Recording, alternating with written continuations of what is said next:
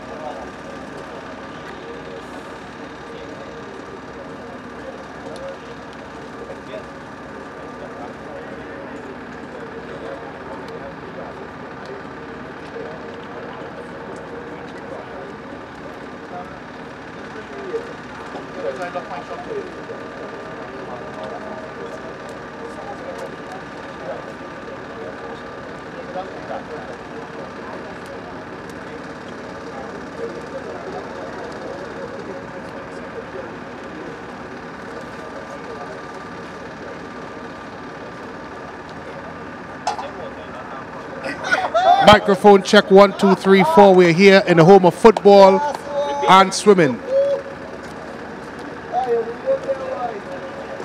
Don't say anything about us. Smell that rat.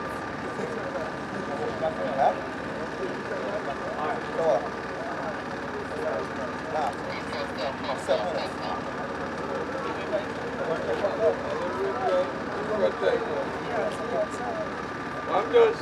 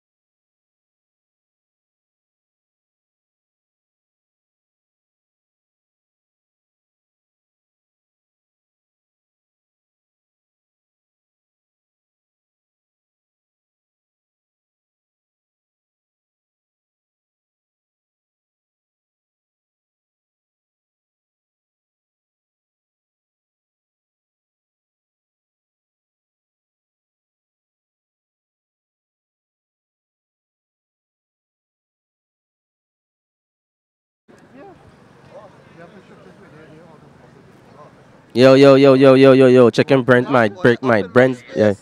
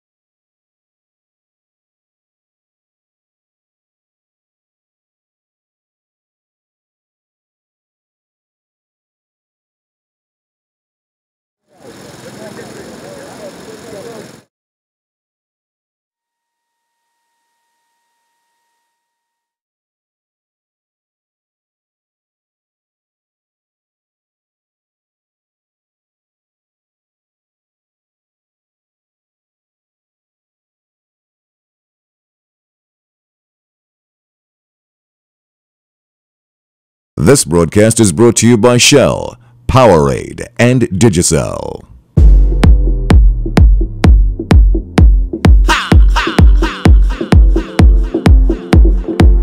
360 degrees in here.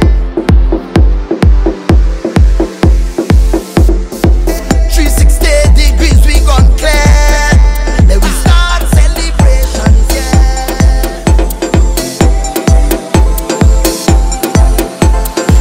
By the party as well. Let me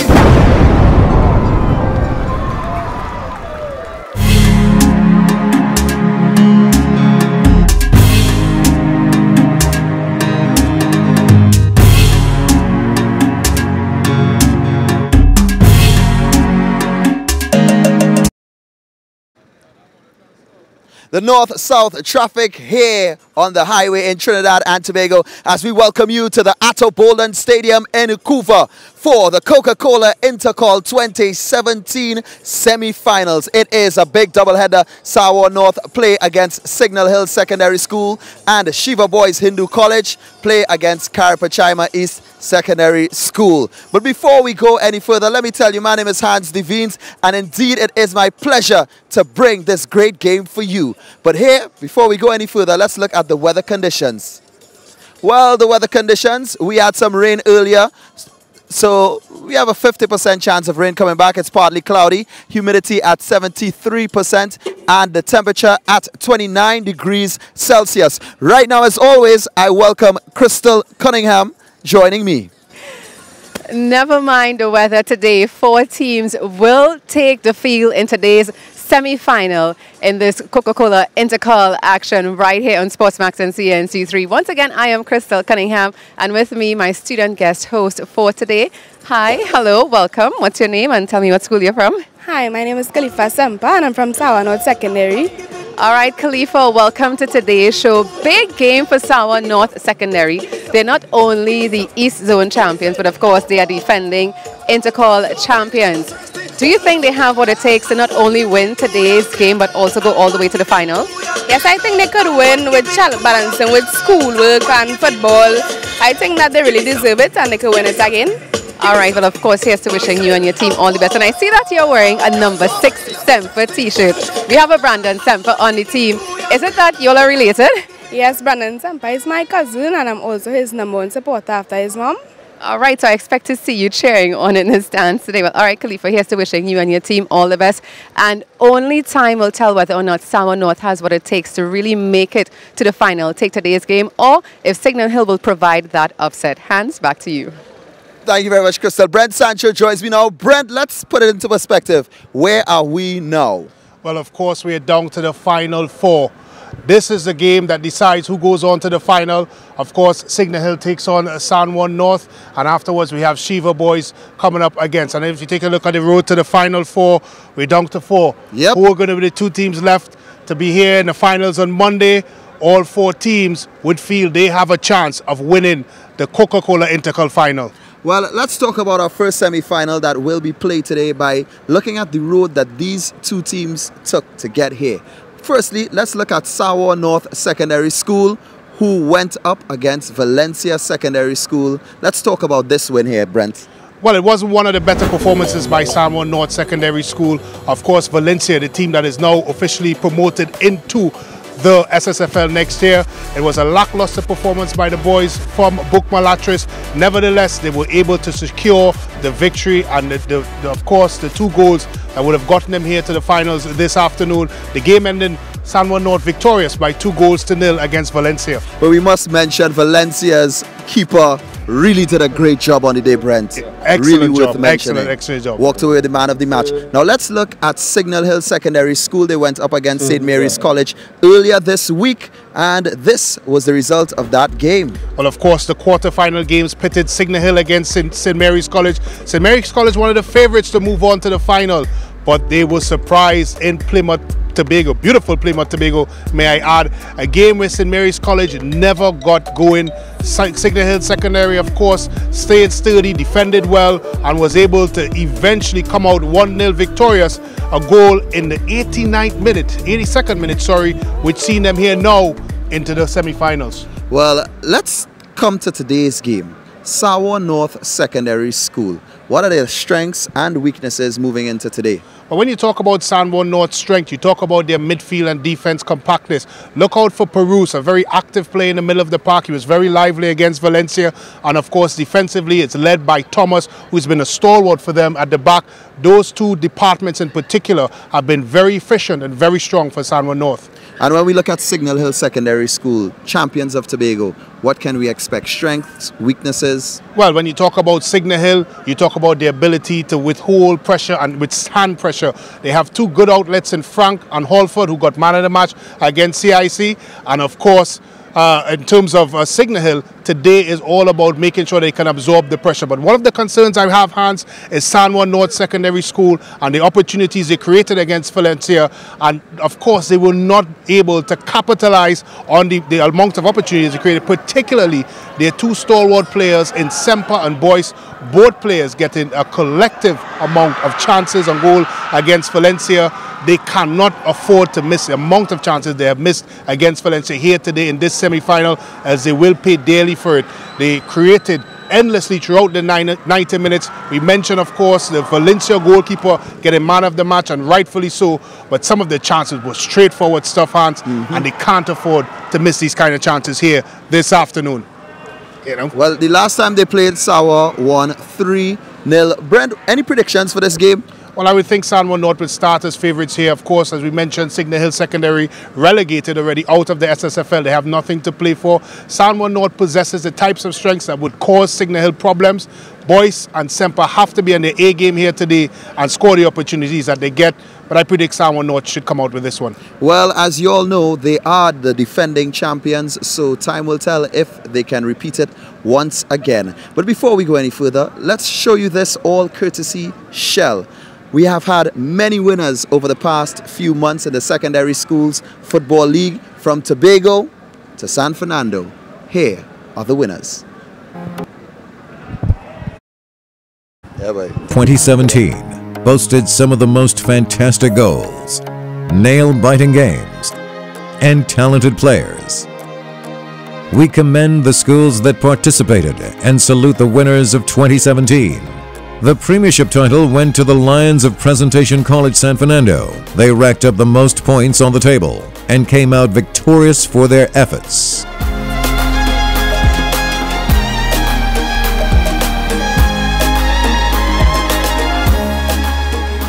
San Juan North was able to reclaim the East Zone title once again, the 2nd time in a row. Signal Hill Secondary School Tobago, who would have to start the premiership journey all over again next year, won its 8th Tobago Zone title. St. Mary's College proved their fighting power and claimed the North Zone title, their 9th zonal title in INTERCOL history.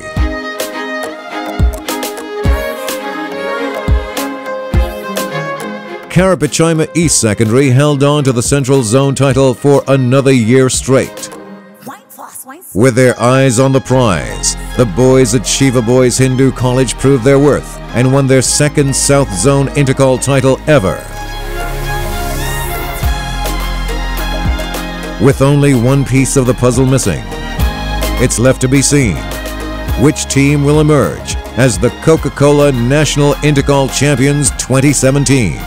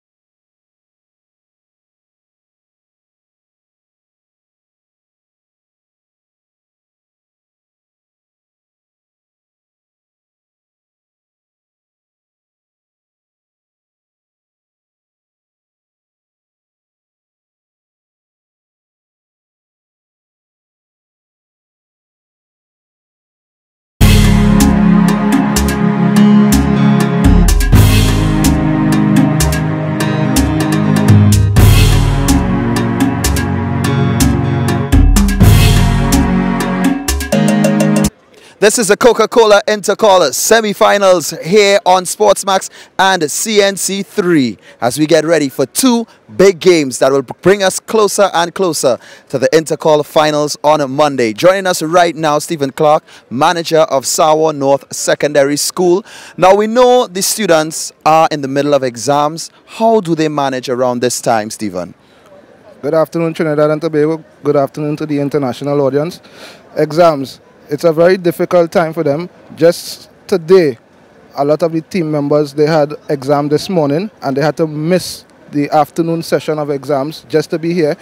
But we'll have to put something in place for them. But it goes to show that even during exams, during the examination period, they have to be out of the classroom to participate in sports. All right, well, let me know, what did you all work on since the last game?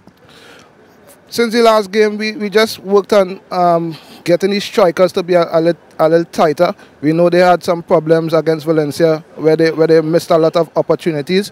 But we just managed the strikers well as just generally to work on the fitness of the guys to ensure that they are ready for today.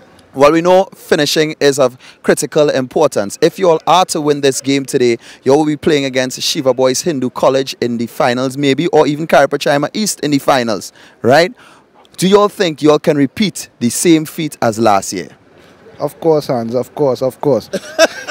Of course, a lot of confidence coming from Sawa North Secondary School. Why? We think we have a team to take it all the way. I think the guys, they really are interested in doing the double. They are motivated by coming back and doing the repeat because of the fact that in the era of the Premiership, no other team has done it. So we want to be the history-making team taking us into 2018, and the only how we can do that is to win today and win on Monday. Will history be created? Time alone will tell. Stephen Clark, manager of Sawa North Secondary School. And joining me once again is Khalifa from the Sawa North Secondary School. So Khalifa, I understand that some of the players on the team, including your cousin, have some very interesting nicknames. You care to share them with us? Well, yes, we call my cousin Brandon Sempa Sprite. Sprite? Is it because he drinks a lot of Sprite or something? I'm not sure, All right, what other interesting nicknames are there? Well, we call Ronaldo Boys by his last name, which is Boys. We call Kareem John Song Boy. We call Josiah Baird Boyo. And we call Tigana O'Brien Tiggy. Well, some interesting names there indeed. And speaking about Tigana O'Brien, he is in our first player profile for today, brought to you by Coca-Cola. Take a look.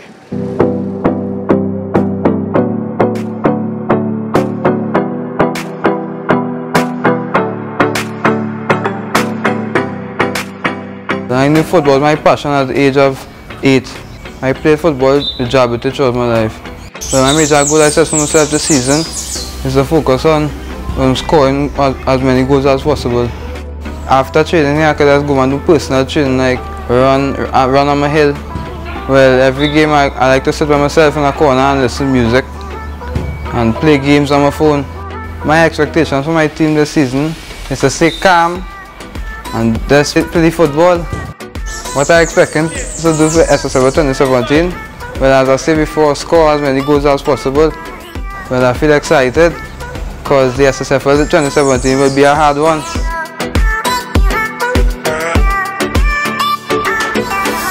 Tigana O'Brien from Sour North Secondary School. Right now, I'm joined by Joel Sampson, manager of Signal Hill Secondary School. Now, this is the first time that most of the team is actually going to be playing on this grounds. How does that affect the team today? That doesn't affect the team much. We are mentally prepared physically. We have been through worse conditions, so we have a field where we can put the ball down and knock it around. Now, last game you all played against CIC. Again, we saw finishing was one of the major problems. But let us know, what have you all worked on in the last training session?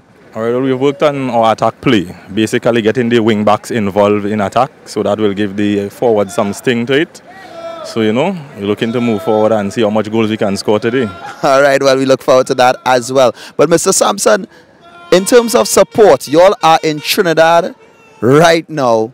Most of the Tobago supporters, most of the Signal Hill supporters would not be able to make it to this game. How does that affect you all? That doesn't affect us, you know. You don't have to be there physically to get support. The spiritual part of it is there, and there are a few family and friends who are here. So the support is great, man. After God, all is well. All is well. Joel Sampson, Signal Hill Secondary School. All right, so Khalifa, we're all here laughing. Khalifa is trying to be serious. Khalifa has a nice support system in the crowd, but it's good to see so many students from Sawa North here. And I understand you guys are in the midst of exams. You had exams this morning and you have exams today. And you also have exams tomorrow. How is that going for you? Well, it's a bit challenging balancing my time with extracurricular activities and schoolwork, but I mean, I just balance my time well. So when I go home, I just had to take a quick revise and all set for tomorrow. All right, and so you hear that, guys. It's all about balancing extracurricular with your schoolwork. It's now time for our second player profile for today, brought to you by Coca-Cola. We move over to Signal Hill. Here is Josiah Leacock.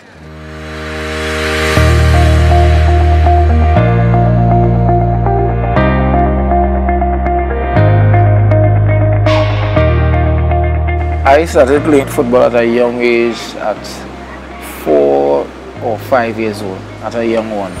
In Diego Martin, Open Road, on the court. I never really played on the field before. Is when I transferred and came to Tobago. This guy taught me to play football on the field because I'm a court specialist. So he taught me in my school class when I was going primary school. My shorts, my khaki, and he taught me, Mr. Terry Williams and Mr. John Boyce, he taught me to play football on the field, and this is how I am right about now. Well, my major goal I set for this season is the same goal I set for last season, because last season I said I wanted us to be the #1 centre back in the Caribbean island in Trinidad to be one outside. My expectations for my team this season is that I am hoping that the players dedicate themselves more to the football right now, because as you can see, the football is not getting easier. I wouldn't want to say I'm the best, but I am trying my very best. My upcoming game against San Juan North, I have a player that played with San Juan North currently. His name is Kyle Thomas. He plays centre back. His role is in the centre back, and coming against him is going to be very challenging. And I know San Juan North is coming for us, but I know I am coming for Kyle Thomas.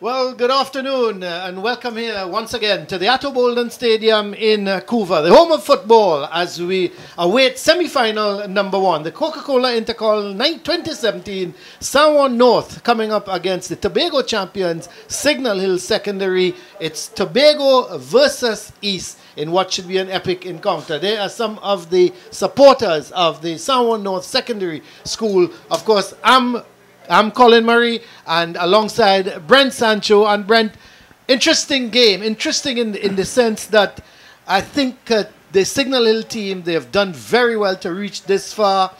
They've won of their 4 games to get here. They won 3 games 1-0. But as they say, a win is a win. A win is a win, and definitely the game against St. Mary's is indicative of that. We keep harping about that quarterfinal, Colin, simply because we expected CIC to move on from there to progress. But in particular, what I was impressed with, Colin, they were a very rigid, and they were able to withhold and withstand the pressure that CIC would have put on it. And they had a game plan as well, interestingly enough, Colin, that they made sure that St. Mary's did not get into their game. They're very capable of breaking up teams and making sure that they don't get into a fluid style of football, and they were able to do that against CIC. They have 2 very talented individuals up top in the likes of Halford and the captain Akil Frank, very lively. But this afternoon is going to be a difficult one for them, particularly here where we've had some rainfall. We've had a lot of rain, Brent. Yeah. And of course, the surface out there had a chance to take a bit of a walk onto the pitch, and it's still very soft underneath. And you would expect, as the game wears on, that some of the pitch will start to dig up a bit and will start to cut up a bit. However, it's nicely cut. It's nice flat surface, of course. It looks well grassed as well. It's a savanna grass type surface down here. And it is, as you rightfully mentioned, the home of football, where our national programs play our respective games. It has taken a bit of a beating over the time, Colin, of course, with the various domestic seasons going on, but the pitch has held up well. Of course, the weather in terms of the rain may play a little bit of a factor in the beginning. That's also held up a bit, Brent. You look around, the skies are blue. They are the officials for today's game. And, of course, we've had a lot of water on the track. Now, they've drained that water. They've used some of the hoses, etc., and they've drained all of that. That they are the substitutes for Sanwo North, the reserves, and of course we're going to be seeing the teams emerging anytime from the tunnel. But of course, before there was the Sanwo team warming up, and of course Coach Jerry Moore, very experienced coach as well, Brent, that you expect his tactics here this afternoon. He's going to plan for the Signal Hill team. Now, they were also warming up a little earlier today, of course coming all the way from Tobago. They've started, they were doing their warm-ups, but how could that, the trip coming up from Tobago, should it really affect them? Well, you'd have to wonder how the fact, of course, they played on Monday and the types of preparation they would have put in place between Monday and, of course, today, Thursday. The trip from Tobago to Trinidad could be a bit tricky at times, as you know, Colin, as, of course, the flights, as straightforward as it may be, sometimes could be on more of the full side. And, of course, when they get to Trinidad, Colin, I think the question is, what did they do with themselves once they've landed here in Trinidad? Were they able to put their legs up and rest a bit before today's game and match? And that will play a factor, of course, with as I mentioned, with the pitch being a little bit on the heavy side, and they would need to expend a great amount of energy if they are to shut down or make sure to come at least to keep the Sanwo North team in some sort of a holding pattern. There's some of the young ball boys as well for this game, and the president of the Secondary Schools Football League, William Wallace, of course, he's going to be very much present here this afternoon to meet the players, and we should have a look at that.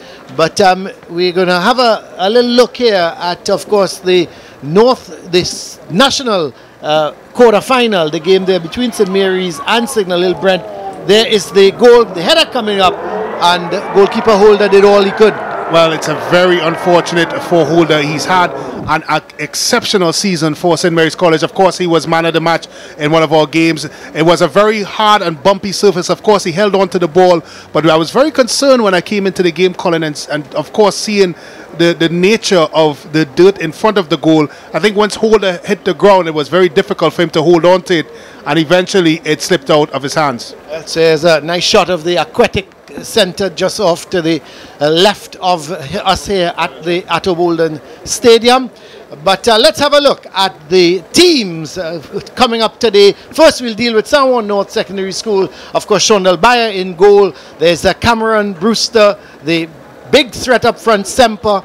Then Baird, Brooks, the other threat up front, Boyce, the skipper. There's Kareem John, Chase, Kyle Thomas at the back, and of course Perouse doing a lot of running in the midfield, and they are coached, of course, by Jerry Moore. Let's have a look, Brent, as we look at the formation of the Sanwo North team. Well, when you look at the formation, I expect Thomas to be the leader back there for Sanwo North. He's a very solid, big kid that's able to get his head and foot on many of any attacks that come his way. Perouse, the general in the midfield, workman like Brooks and Cameron, expect him to try to get down byline. And of course, the double duo of Semper and Boyce. As I mentioned in the build-up to this game, Colin didn't particularly have a good game against Valencia. They missed numerous opportunities. This afternoon, they need to come out with their scoring Let's hope boots. they take it. But a very simple formation for Sanwo North, a straightforward, Brent, 4-4-2. Let's have the lineup. Let's have a look at the Signal Hill lineup. Then here is the Signal Hill lineup. Akil Frank, the skipper, of course, he's going to be up front. There's Stuart, Daniel, Francis, Leacock, Holford, Sebro, James, Richards, Samuel, and George. The coach, of course, is Nigel D'Souza. Let's have a look at the formation for Signal Hill. Well, it's all about Leacock back in the back for Signal Hill Secondary School. He is the leader in the back.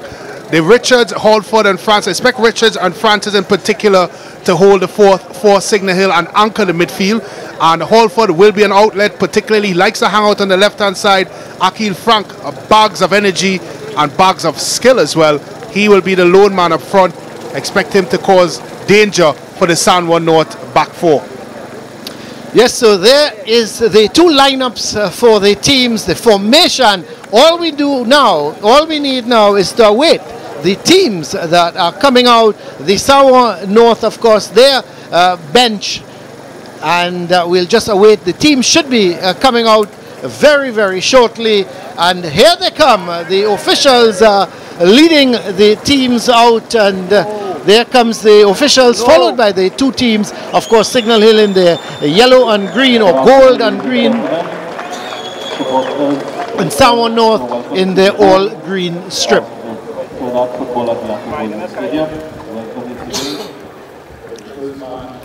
Well, apparently the match officials is a double change, because Joel Cox was down to referee and Jordan Cox was the second assistant, but both of them not there. But we'll get into that in a minute, because they are the officials, and we'll just await for the teams at the moment. I would expect the teams are going to be met by William Wallace, the president of the, there he is, Mr. William Wallace, and a representative of Coca-Cola.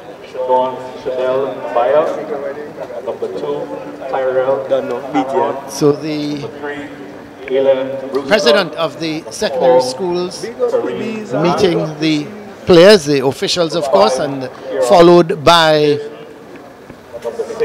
the Signal, the San Juan North team. Now the president is meeting the respective players on that San Juan North team. Number 17, Kareem John. Number 20, Isaiah Chase.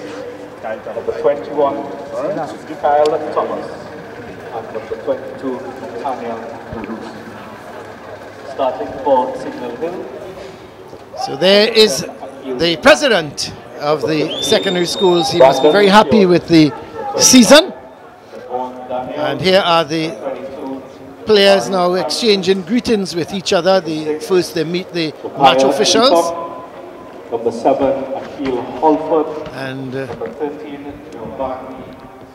San Juan North, then they will meet. I like this formalities, Brent. It's always a nice gesture at the top of the game. Players exchange greetings, and of course with the officials. Well, I'm quite sure the pleasantries will be ended once that whistle is blown, Colin. And at the end of the day, this is a national knockout semi-finals, a Coca-Cola INTERCOL, one of the most prestigious trophies. Of course, Coach Mo would have been a winner with Caledonia, one of the FA Cup, National FA Cup, saying that the INTERCOL, Colin, is arguably one of the more prestigious trophies in Trinidad and Tobago football. It has steeped in history.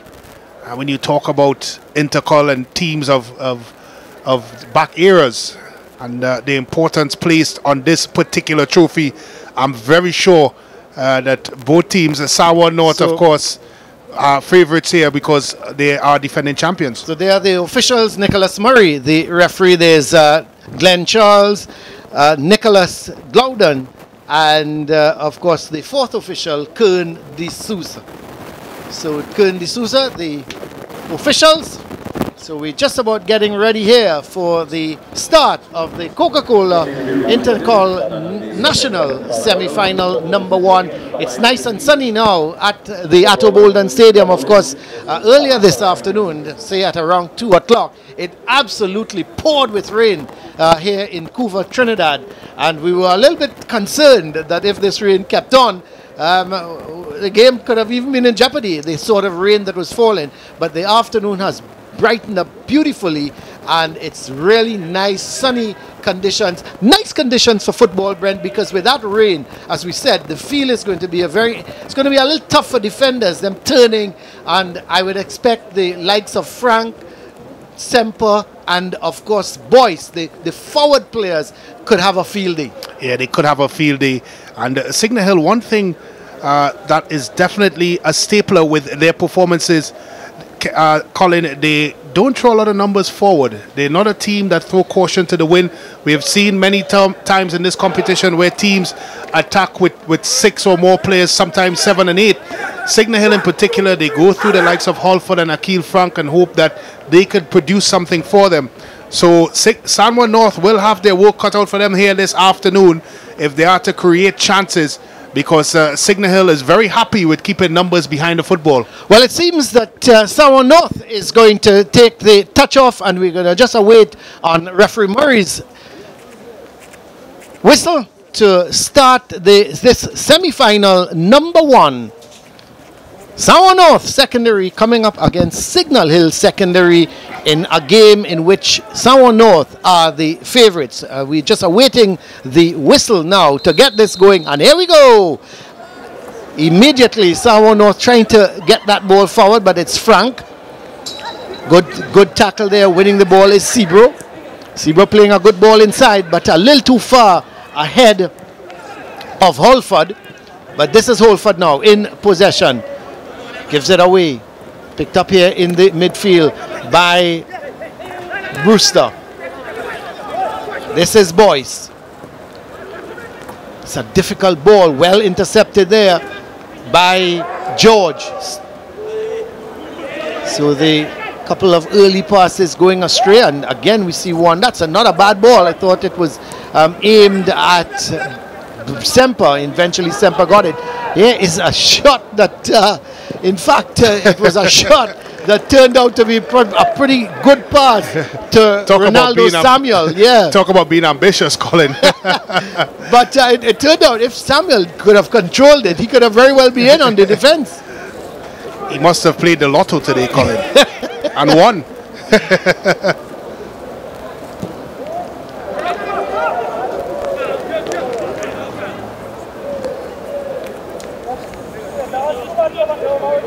So a throw for San Juan North. Kareem John with it's going to take the throw for the East team.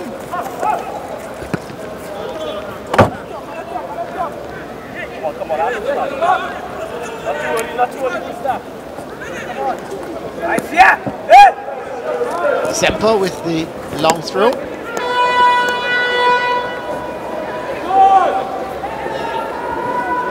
This could be problems. Good interception coming in from George. It's going to be a throw for the Easterners.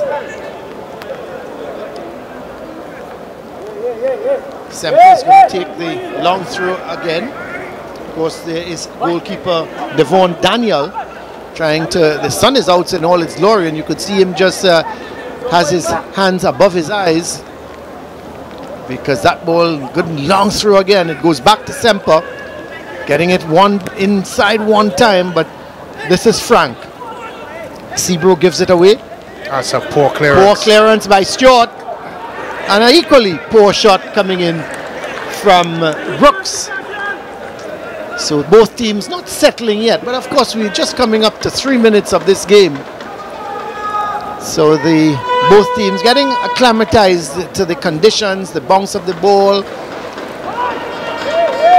and of course getting accustomed to each other. Is the shot coming from Brooks. It was not a good one, came off the outside of his boot and went pretty wide. In the middle of the field is Francis.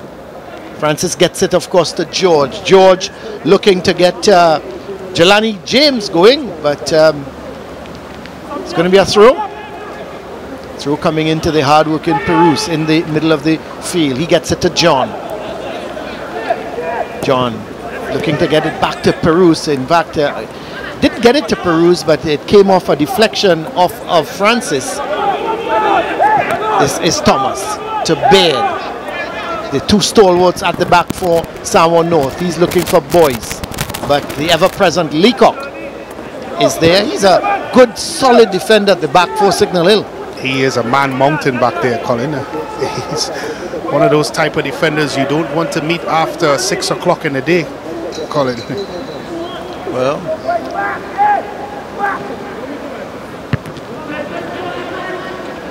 I was going to tell you it's about 3:30 in the afternoon, so you wouldn't really want to meet him, would you?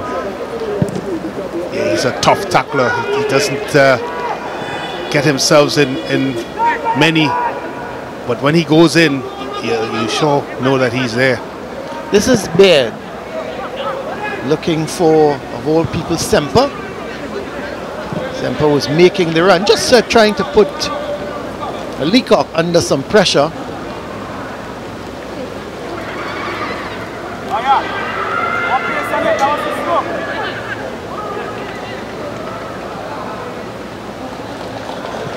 Chase with it through, gets it, of course, this is Perus.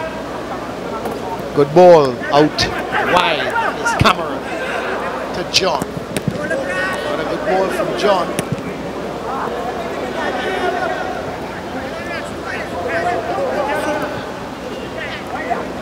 Brewster playing that ball back to Thomas. He plays a nice ball wide. Unfortunately, it wasn't collected by Brooks, and the ball runs out of play to be a goal kick for Signal Hill. Well, it's early doors still, Colin, but you can tell San Juan North's intention. They are very ready to go direct into the likes of Semper and Boyce. They've not been going through the midfield. Certainly has not. Certainly have not been going through that midfield. They're looking to get that ball down and looking to play the long ball, put the San Juan defense under some pressure. This is Brewster with the header. Ill-advised header because he was trying to get that ball back wide on the right, and it just skimmed off his head and went behind him and put Baird under some pressure. And in the end, Baird did well. He just played it into touch. So Signal Hill with the throw. Of course, Signal Hill winning the quarter-final against St. Mary's, a little surprise result, and this could have been problems for Sawa. Eventually Kareem John had to clear his lines. Good solid tackle coming in from Semper. In fact, it's going to be a throw for Signal Hill. Seabrook with the throw, gets it to Frank. Ball comes off of John, so it's going to be a throw for the Tobago outfit. Seabrook with the throw. He's going to take a long one as well.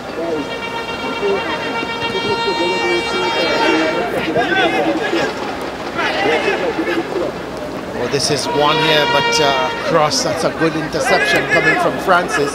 Ball is picked up here by Richards. Richards getting that ball back to Holford. Holford plays a good ball to Samuel. Samuel looking to go wide towards George. So good bit of interpassing here from Signal Hill. And they in fact win a throw.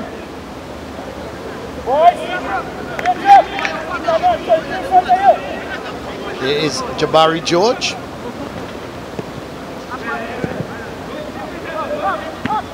Well taken down on the chest by Leacock. That's a good ball right across field. Seabrook doesn't control it all that well, and Stewart does even worse. But this is Leacock. He's going to clean things up, no doubt, for Signal Hill. Plays it safe.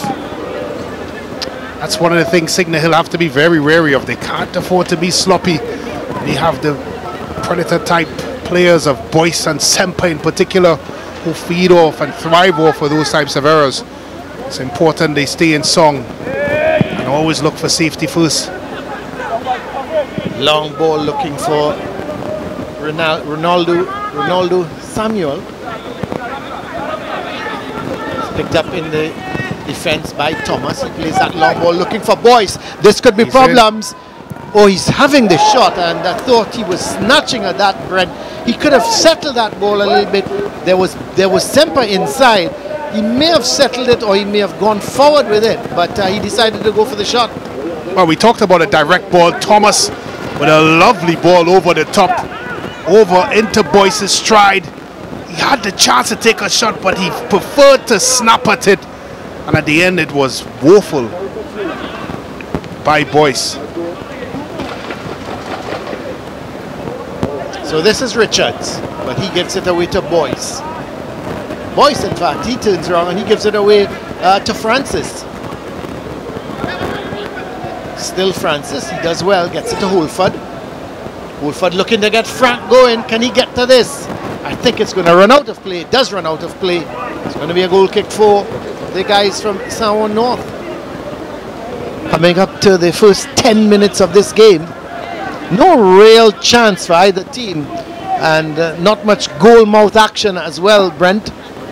Well, it's played at a very subdued pace. We've seen this before, Colin, in the quarter-final game, in particular with the St. Mary's game against Signal Hill. This is playing right into Signal Hill's hand, Colin. They like the game at this tempo. If it continues this way, they are going to just continue to grow in confidence. It's similar to what we've seen in Plymouth on Monday. San Juan North will be hopeful they don't follow the same script.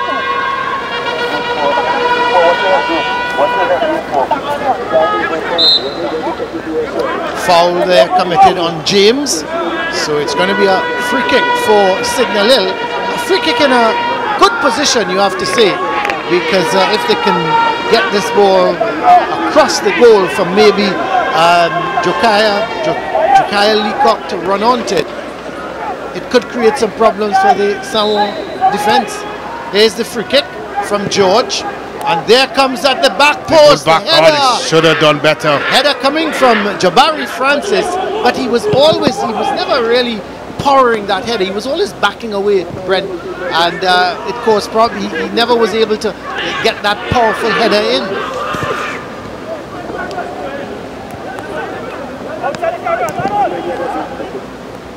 That ball, so it's going to be a throw there for Signal Hill. Here is the free kick man. But when the ball comes into the box, both players eventually impeded each other. Look at that there.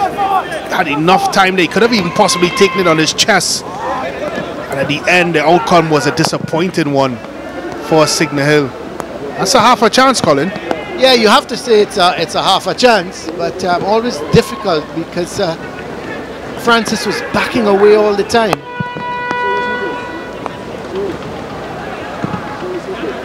This is Chase to Brooks, looking for Semper, but Stewart intercepts. Brewster doesn't control it well at all. Goes to Samuel. Samuel to Richards. This is Holford, but not a good effort from him. Chase looking to get it in field. Again, both teams just giving away the ball. Brewster to Boyce. This is much better. Boyce to Perouse. Perouse to Cameron. Cameron getting the cross, and this could be problems. Well, the loose ball coming back out to Brewster, but he still can't get the shot in, and Signal Hill can't get the ball away. Let's see, it's going to be a throw for San Juan North, but a lovely ball. There is the assistant coach for the San Juan North team, Richard Decoto, and Brent, he's always animated, always pointing, always shouting, always giving instructions. Well, he's a green top and green shorts away from playing the game, Colin. He's very involved in this one.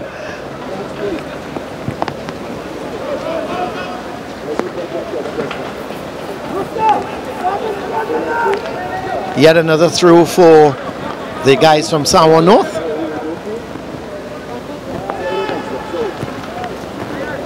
It's a poor header. Just got to clear your lines there. Looks like Tariq Richards with that one. Just putting his team on undue pressure, really. Should have been a straightforward clearance. Now well, San Juan North, they've got their first corner of the afternoon.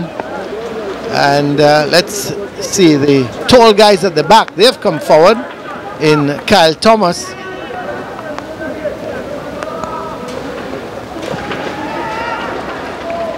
So here's the corner. The header, there's no problem. It goes, keeper eventually into the hands of the goalkeeper.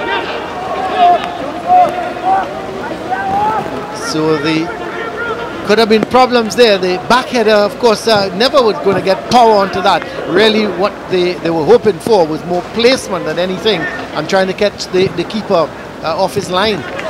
But they give it away. San Juan North back to Signal Hill. James getting it to Holford.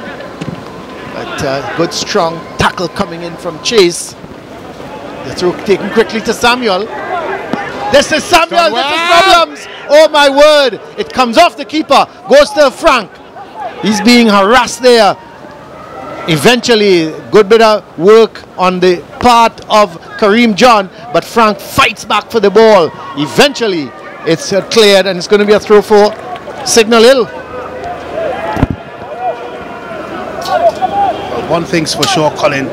This Signal Hill team thrives on not having possession and sustaining pressure from the opposing team for long periods, and they spring to life on the counter.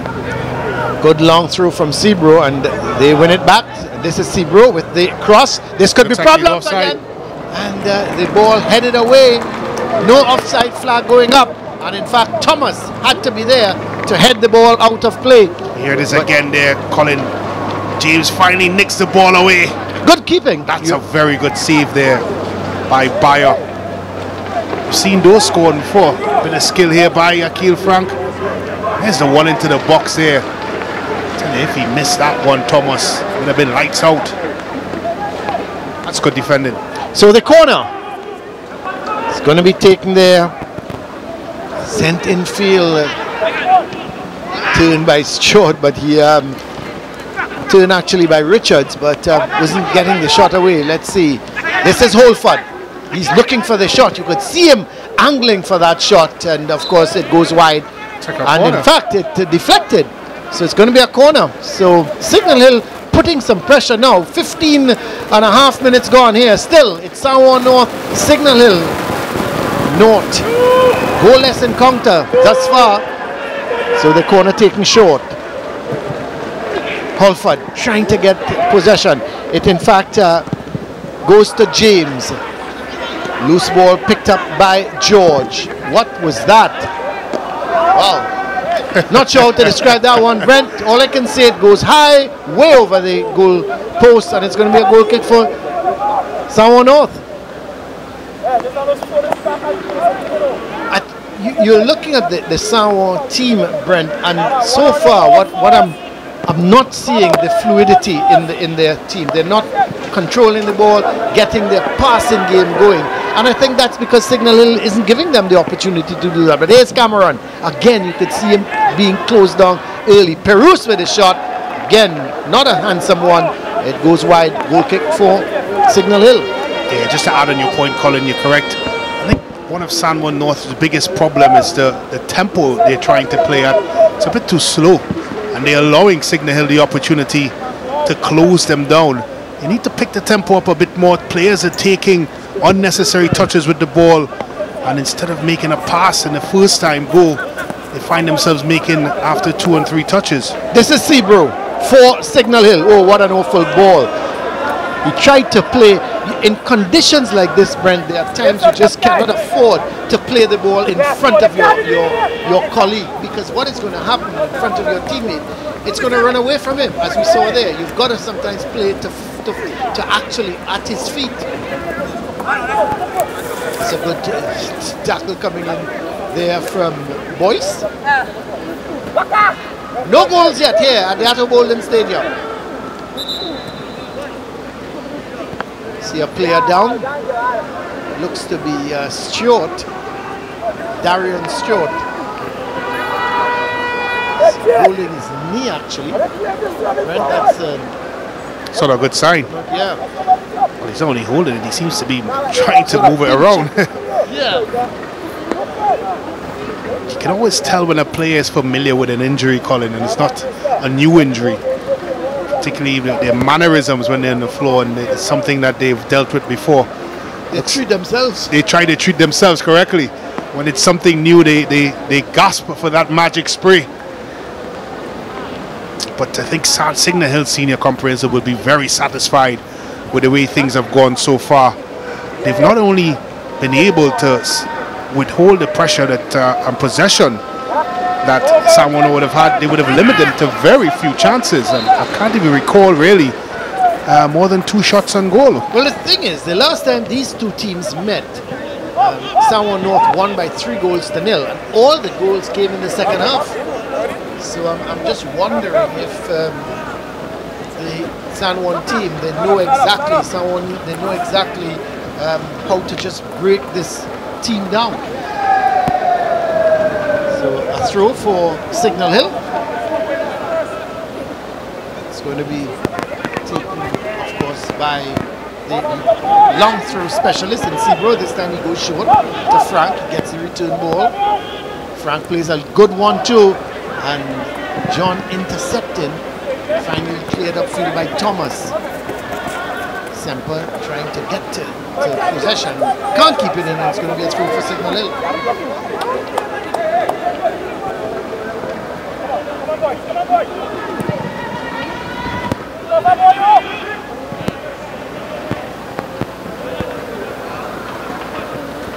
So a throw here for the boys from Sawa.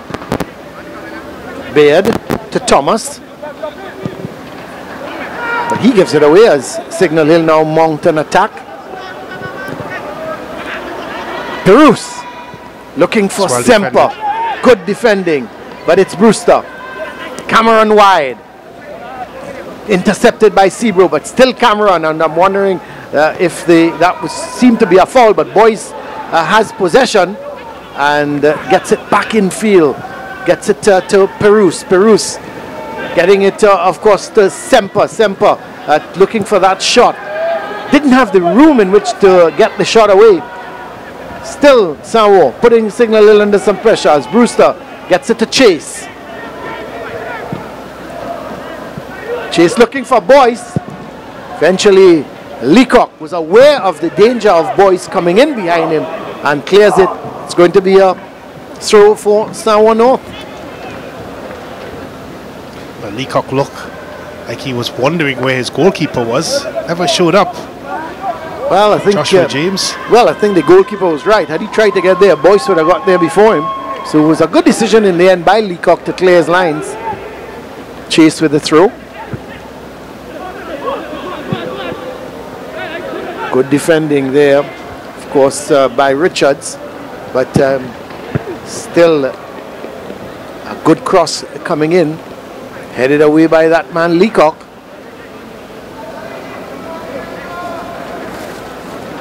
Now on North with another corner. Seems to be Semper going to take the corner. Yes, it is. Brandon Semper. Haven't seen him much in the game, except for the set plays. See some pushing going on in the box, and referee has gone over to have a word with the guilty parties. Just has a word, probably says, hey, I'm looking at you all. As Semper with the corner. The heads go up. Loose ball is going to be picked up by Thomas. No, he can't get it, and it's a goal kick for Signal Hill. So the corner from Semper aimed towards that back post where Thomas and Brewster were looking, and it eluded all of them, and it's gone behind for a goal kick. So still no goals here at the Atto Bolden Stadium. Semi-final number 1, Sanwo North Secondary versus Signal Hill Secondary. East versus Tobago. It's not a good kick, but luckily goes over the head of Brooks. Holford to Frank. Frank looking to play a 1-2 there with Richards. Oh, that's going to be a free kick. Very late. He'll be lucky if he stays out of the referee's book. I think it's probably just going to have a word with him and says, hey, just as I thought, I don't want any more of that. Yes, Colin, that is late. Someone like you probably, Brent, would have been booked because the referee would have known coming from you it might have been intentional. But I thought Frank was just really, he was late, but he was trying to get the ball. And I thought, good decision just to give him a little talking to and keep him on his toes so he knows that if he does anything like that again, he could very well be going into the book. There is the coach, very experienced coach, isn't he, Jerry Moore? Was with Caledonia. For many years, as well as Joe Public, the famed Joe Public. Joe Public, yeah. But does he coach at the senior level again? Well, he's not at Caledonia anymore, but he's been around the circuit for quite some time. I also think he was assistant for Jamal Shabazz with Guyana national program. It's a very one of the more experienced coaches in the secondary schools football. I think the league is very lucky to have a coach of that caliber plying his trade here, especially the young ones. It's always good for the youngsters when you have experienced coaches. It's going to be a free kick for Sanwo. Bit of pulling on Kyle Thomas. Kareem John is going to take the free kick. Very experienced left back is Kareem John, looking for Brooks.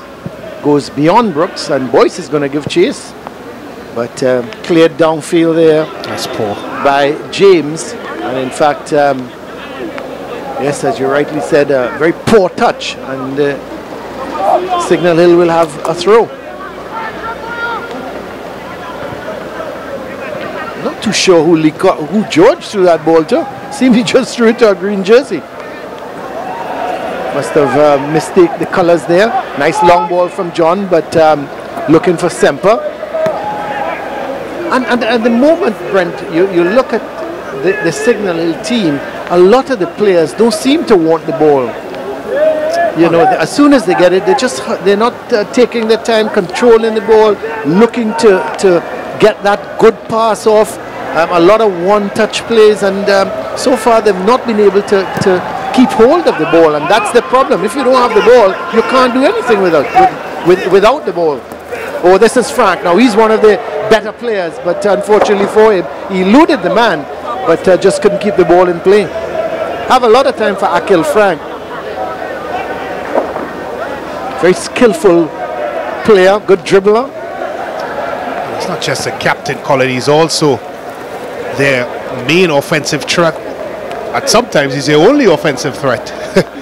The way that Signal Hill play, they put a lot of numbers behind the ball, and they're very comfortable defending teams for very long periods of the game. As I mentioned earlier as well, Colin, this game is playing right into Signal Hill hands. The tempo of the game needs to pick up for San Juan North if they want any chance of getting anything past this Signal Hill defense.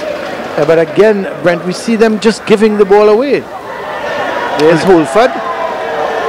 Does much better this time. Gets it to George. George to James. James back inside looking for Holford. Well won by the guys in green. It's Perouse.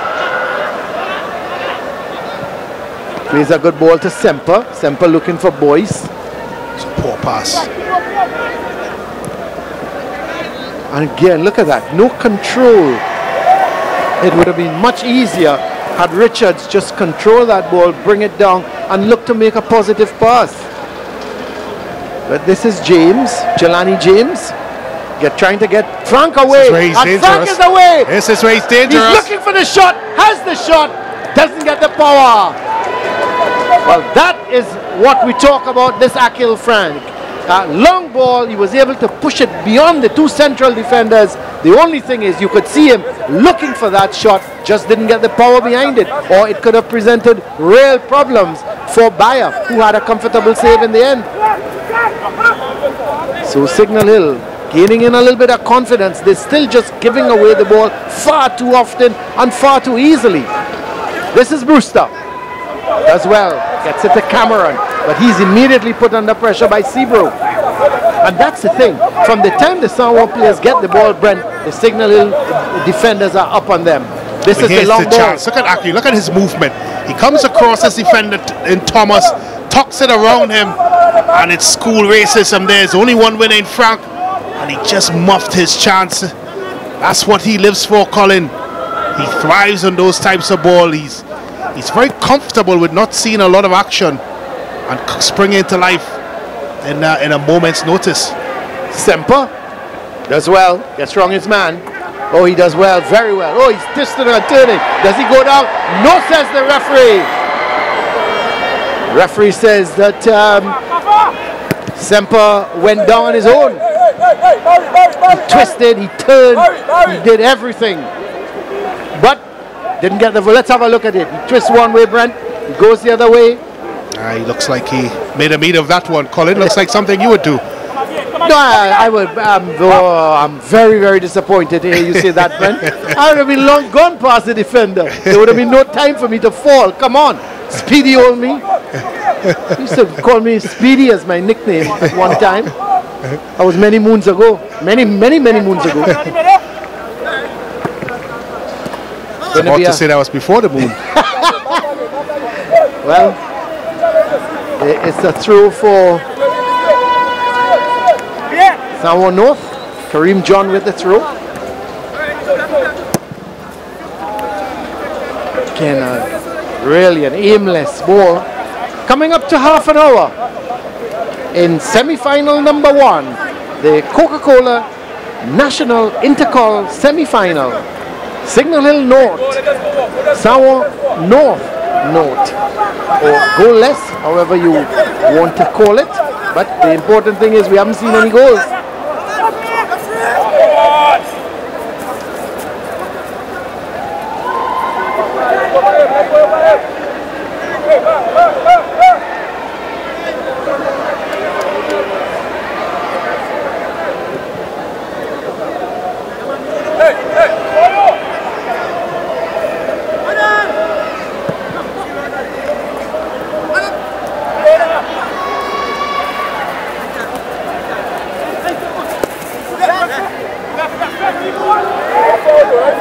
Throw for Signal Hill.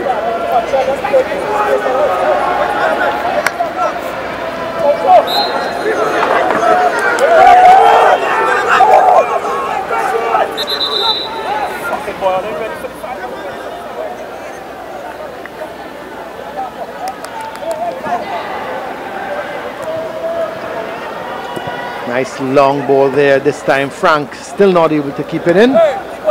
So the players gone a little bit scrappy in the last couple of minutes. Neither team really controlling the ball. Signal Hill, of course, just playing that one-touch type of football. They're not holding on to that ball at all. Whereas Sawa North, they're trying to knock it around, but they're not being given any time to settle on the ball by their Tobagonian opponents. Leacock didn't get the header where he wanted, but intercepted the ball from getting towards Brooks.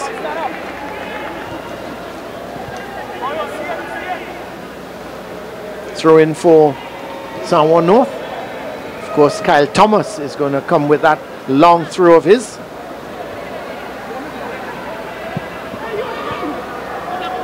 Leacock gets it away towards Francis. He clears his line. And Chase, poor control by Chase. Luckily, he keeps it in field. Perus getting it to Baird. Baird is going to go with a long one looking for Brooks.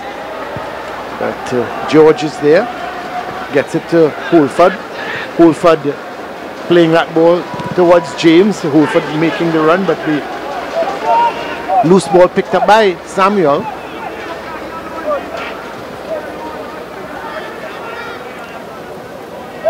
Boys were saying to wait, but obviously Francis didn't hear him, won the ball, had the shot, another very ambitious one. So no goals yet. Sawa North and Signal Hill, goalless here at the Atto Bolden Stadium. Of course, both these teams, Sawa North, the defending national intercol champions, just having won the title twice in 2006 and 2016, winning the national intercol title twice. Signal Hill, on the other hand, Signal Hill they've won the title 6 occasions. It's a good ball to Cameron.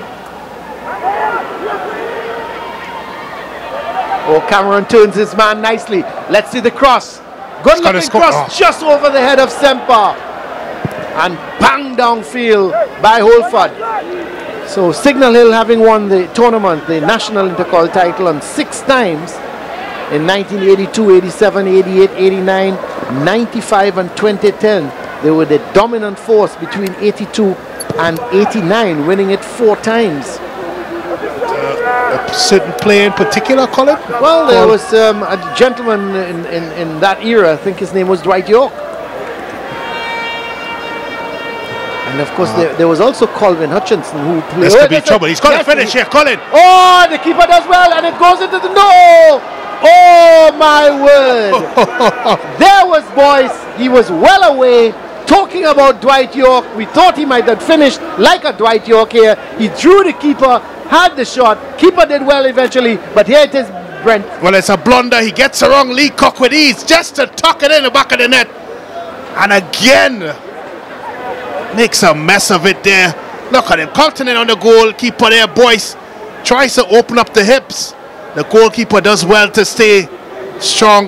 Devon Daniel there did very well. He stayed up long enough, and eventually Boyce placed it into him. That is a missed opportunity, Colin. First, here's a good corner, and Leacock heads it away. Don't think, yes, it is going good to go out, but really and truly, that is after what, 34 minutes, the first real clear-cut chance of the afternoon, and you have to think that Boyce should have scored. Here's another opportunity, this time for Thomas. Oh, I think he was trying to get it across the Boyce somehow, but it went into the hands of Daniel. So on 2 occasions, and look at Thomas go. Oh, that's a foul. Yep, certainly it's going to be a foul.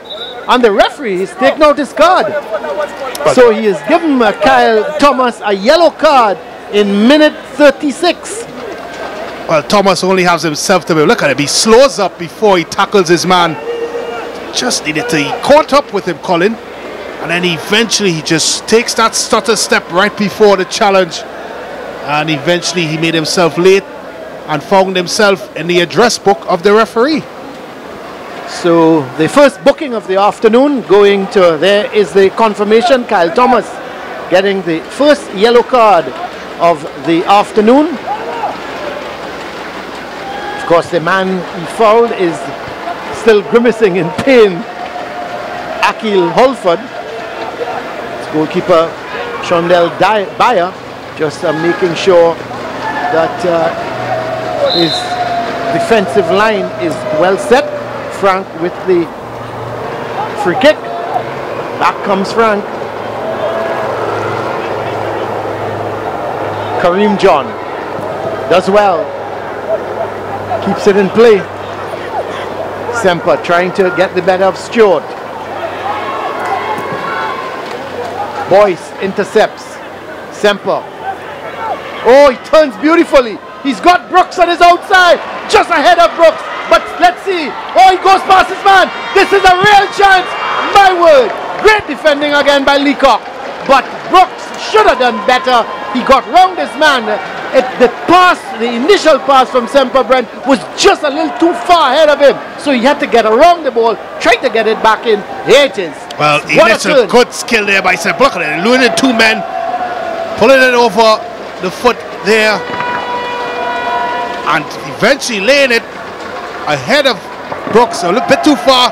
He loses his man well, but here comes Leacock. Look at that. That's good defending, Colin. He makes sure he stays on his feet and he doesn't allow the ball.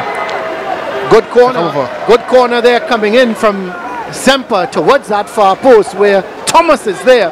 Had the header and goalkeeper Daniel just able to push it wide.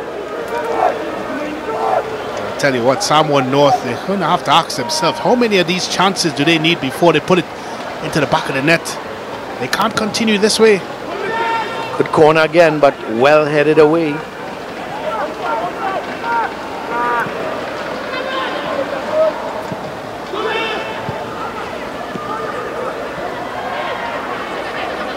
Cameron, of course, there with that corner on the right side. This is Kyle Thomas in an advanced position. He tends to come forward, Brent, for the set plays, and he stays forward until, of course, they lose the ball. Then you see him sprinting back like he did last time.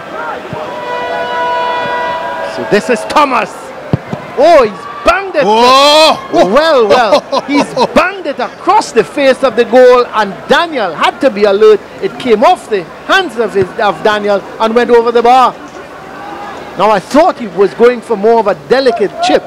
Well, you know what thought made a man do, because he banged it right across the face of the goal, and there was Daniel having to skillfully. This is a good corner. That's a good defensive header. Very good header. Under the cosh a little bit here now, Signal Hill. Certainly. And you think at times like these is where the team that is putting the opposition under pressure have to score, because you don't get the opportunities like you've done. But they're actually, and they're taking some good corners, both Cameron and Semper. Cameron, this time it's Cameron. It's a little too close to the keeper. He does well. And in fact, yes, he is pushed, and the keeper is pushed, and the referee agrees with Brent Sancho.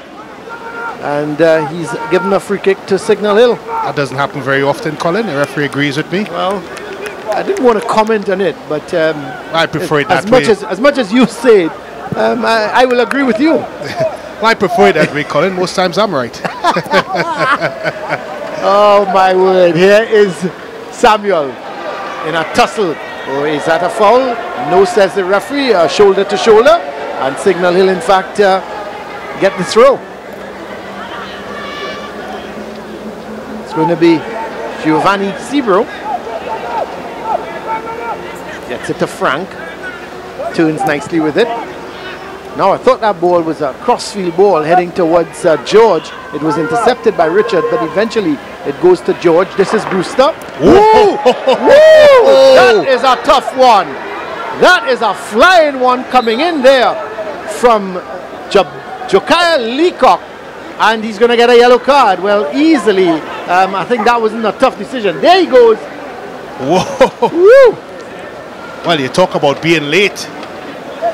He nearly didn't arrive. Well, he looked like he... Being late? Looked like he just got out the A&R Robinson Airport in Tobago, they're calling. That's a late Cal flight coming in. And I tell you what, he wasn't holding back.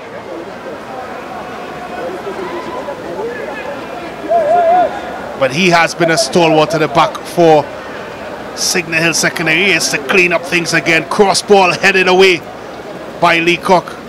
Ball over the top, first man there. Sniffing out the danger. The big man, and again the cross ball comes in. I tell you, he's a tough man at the back. There's no doubt about it. And not only that, he doesn't hold back. He is a no-nonsense type of defender. And Elia Brewster certainly felt the pain of that tackle. But he's back up on his feet. Brewster. So there's a confirmation of the yellow card for Leacock. So both teams now with a yellow card, and strangely enough, Brent, for both of central defenders. Well, shouldn't say it's strange, because central defenders tend to get yellow cards. Ooh, not a good clearance. This is Brooks. Good cross ball from Chase. Who again? Leacock, right there. This time headed away by George. Perouse. Good work, good work. Try to do a little too much. Francis looking to get Frank going. As a matter of fact, Samuel has come over to this right side. Brewster. Kareem John. It's a good take by Semper. But the ball taken away by Frank, and in fact, foul committed by Semper. He's going to talk his way into a card shortly, because everything he's disagreeing with, and sometimes that affects your game. Just get on with the game. There's some of the supporters, of course, no goals yet, and all the supporters here at the Walden Stadium are waiting the first goal in this first Coca-Cola Intercol semi-final, national semi-final, one should say. Samuel got some space in front of him. Well, got to do it earlier. Yeah, well, I think there was obviously a very, very poor communication. I think Akil Frank was making the run wide, Brent, and he was thinking that Holford would have been coming forward with the ball, because he did have space in front of him. And while Frank was making the run, he played it. Well, just a little bit of miscommunication. He was pointing into the direction where he wanted the ball to be played, and Samuel never played it. In fact, when he played it, he was already in an offside position. He's got to play those earlier, especially someone of Frank's pace and trickery.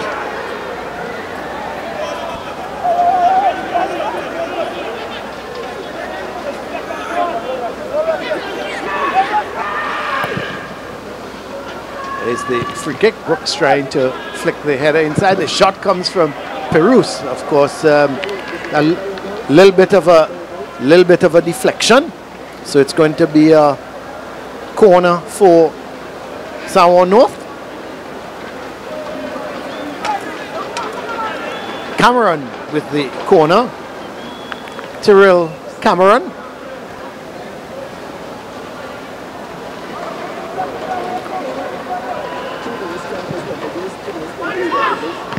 That's well punched away by the keeper, Devon Daniel.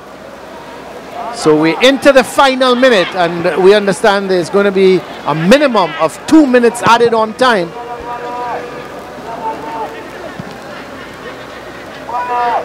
Brooks coming inside nicely here, looking to play Cameron, but headed away by Sebro. It's a poor pass. Yeah, he gives it right back to Cameron. Cameron going up that left side now, looking to get the cross in. Gets it to Semper. Oh my word! Got it to Semper. He took it on the right foot, pushed it on his left, had the shot, just wide. Good football. Good football. Good ball into the box. That's a good foot touch. You got to hit it across the face of the goal. Colin, he went for the first post, and there was no joy there. That's less of an angle to aim at. It's a whole goal post. Gotta get it across. It's a poor shot at the end. Good first touch. So the fourth official, Kern D'Souza, just showing that there is a minimum of 2 minutes added on time, which we are ready in the first minute of that. As Samoa North looking for that elusive first goal here. They should have had it in the back of the net already. But tremendous save from that man there, Devon Daniel, against the skipper for Samoa North, Ronaldo Boyce.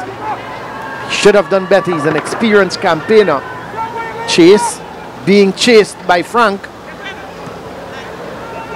Does well, gets it to Bayer.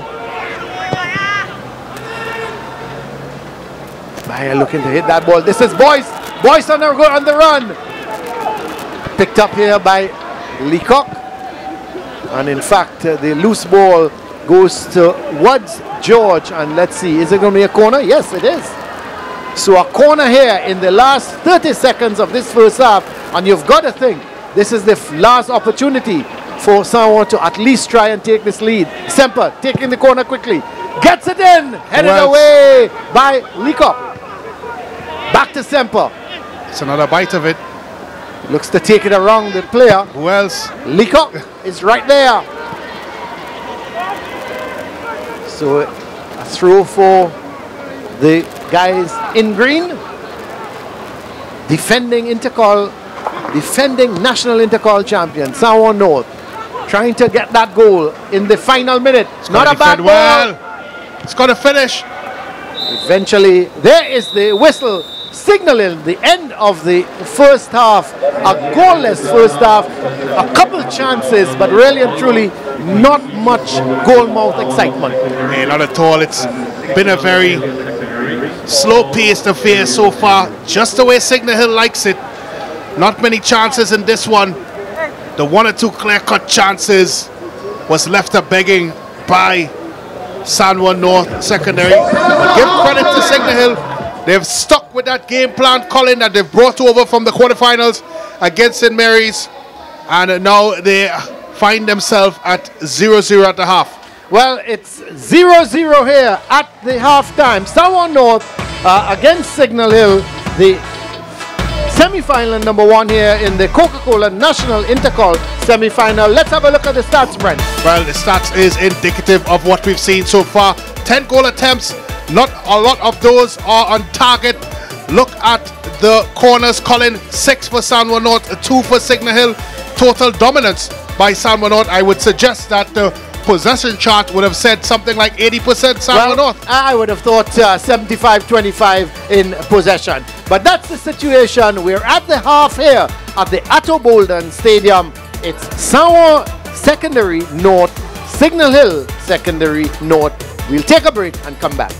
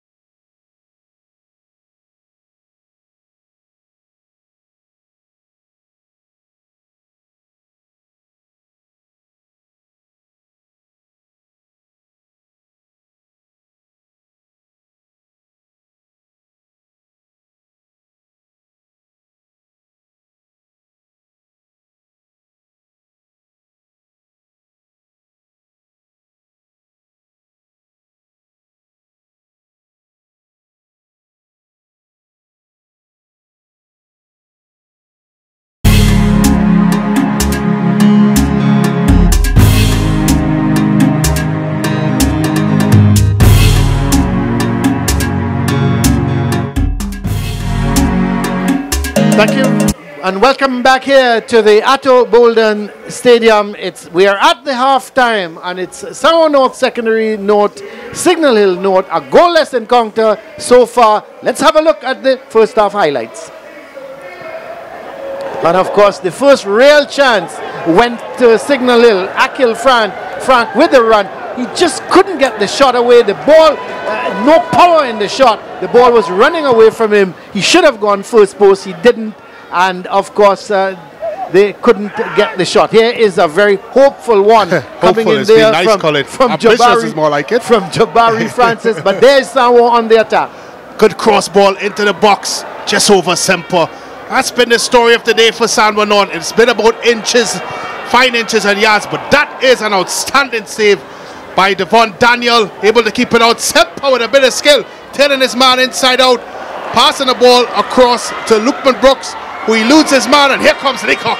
Stops it from getting into the box, making sure there's no danger. Thomas finding himself high up the park. Another good save, and another good save there by Daniel. Cross ball in, great first touch, but opted for the wrong side of the goal frame.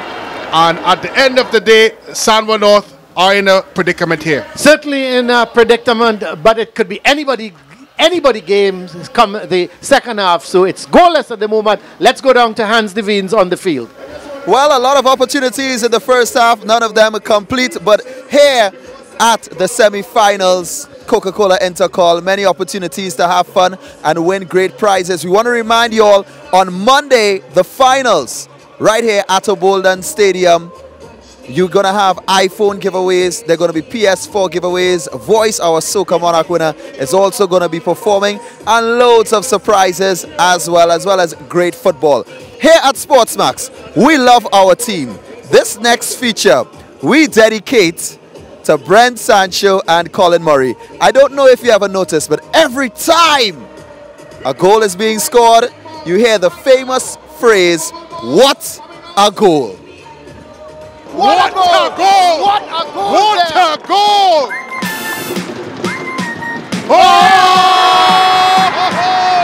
What a beast! Navarima has equalized. They're back in the game. What a free kick! He curled it round the wall, Brent, high into the corner of the net. It's 1-1. Well, goalkeeper Gray has his hands open like what just happened there. And he's creating problems there for Sanwo North. He's looking for the shot. He has it. What a goal! What a goal! What a goal! And we said before, Brent, that Nanton was dangerous. He was looking all the time for the left foot shot. What a goal! Oh my word! Jordan Riley has done it. You could see, Brent, the intention. I think this young man actually went for goal. Semper is there. Is he going to take it? Yes, he does. Trouble. Brendan Semper has equalized for Sanwo North. Such a gifted young man. Around the wall, into the nylon. But DC doesn't have a chance. So, can Shea Benny deliver? Here he comes. With the last kick of this game, my word! Shea Benny has equalized for St. Anthony's. It is now 3-3. What a free kick! That's a good shot. That's why he's Oh my word! Oh my word! Oh my word! Well, what a rocket! That's the only way you can describe that. That is a rocket! What a bullet! Well, he looks up and he takes a dig at it. And when you talk about a laser, look at that for pace, power. Keeper Fernandez have absolutely no chance. What a goal!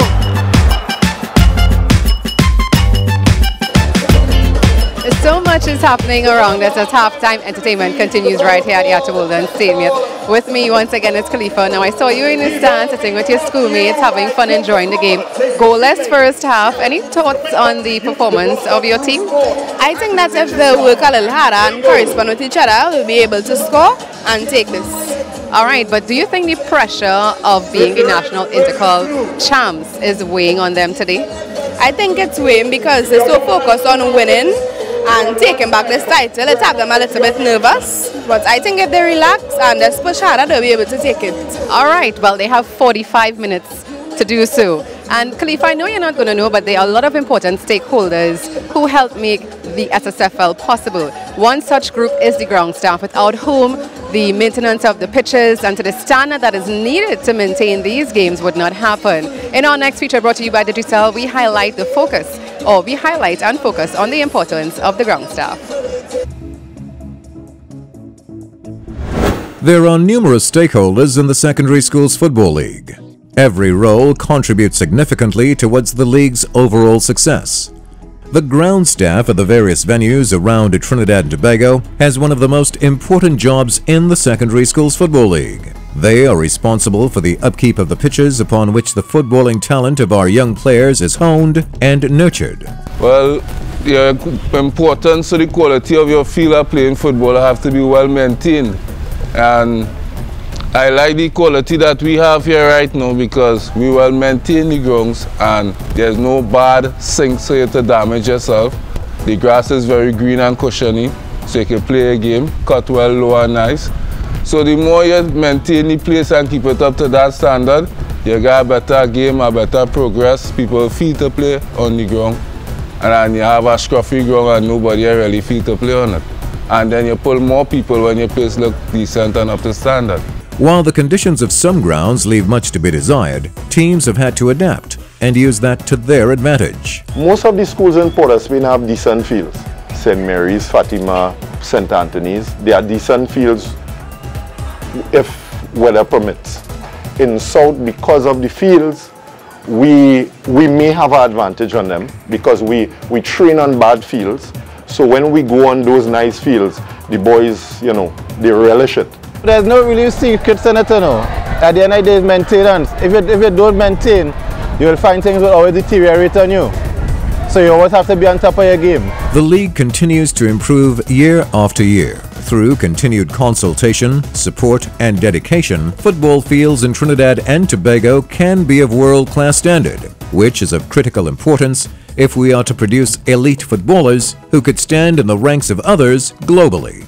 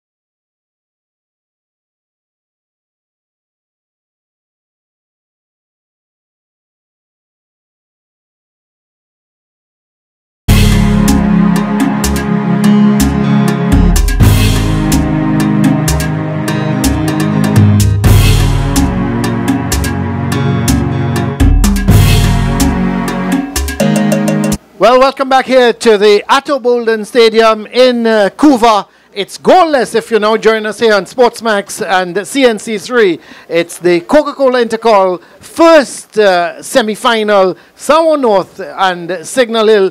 It's been a tough first half. No goals yet, and certainly a situation where maybe one goal may decide it. Yeah, definitely. It's been a listless first half.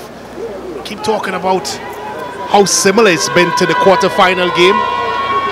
And Signal Hill, Selma Secondary they don't want to allow Signal Hill to continue, to allow this game to continue in this type of tempo and pace.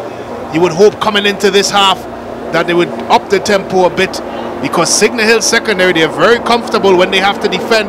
They're one of those football teams, Colin, that could go through an entire 90 minutes of football without possessing the game for long periods and still come out with a positive result. Not many teams in football could do that. Signal Hill is one of those. Well, we had a bit of a false start. Let's start over. There we go. The start of the second half here.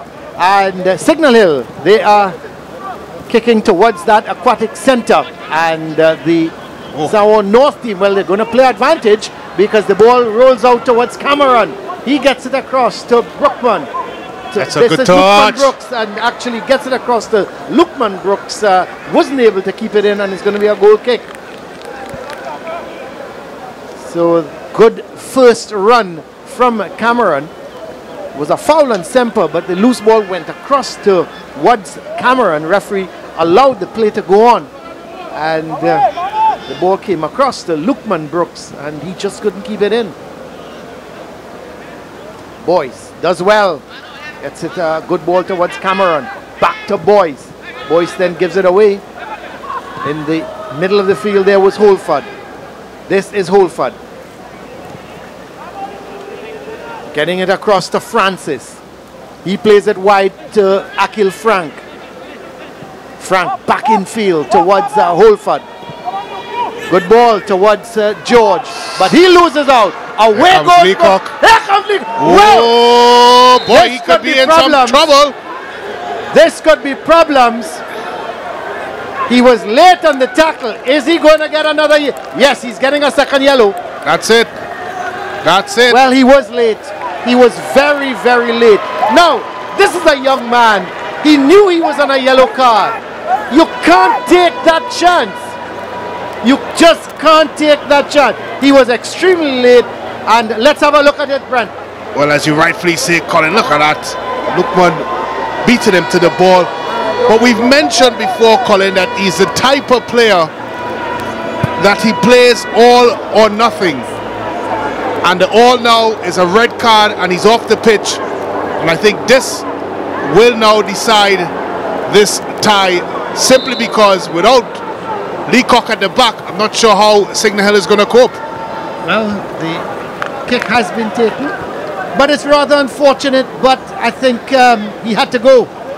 He was late. Poor challenge. You know, he should have waited. But again, Brent, you put that down to inexperience.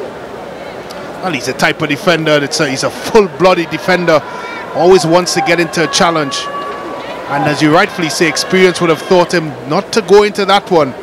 There was no need for it as well, Colin, because Lukman was just travelling towards, away from the goalpost, and even if he did have the opportunity to get past him, he would have continued his run along the line. Was a real pity. Let's have a look, Brent. Look at it here. He comes in. Well, he got a little touch of the ball, yeah, but he got the man. He got the man, and there was no. You know, the thing is, when you put in a tackle like that, yes, you may probably get the ball, but your trailing leg will always collide with the player. Well, you don't give the referee much choice. No. When you make those types of challenges, and your argument's correct, Colin. He should have probably stayed on his feet here. Yes, you may argue there's a left foot. Look at the left foot coming around. It looked like he may have poked it, but the ball didn't change its direction. So the referee, having a look at it from a bit of a distance, would have seen the ball continuing its roll forward. The player's on the floor, and Leacock, of course, upending the player. So it left him with no choice, really. And of course, being on a yellow card before, It's of course a devastating blow to Signal Hill, Colin.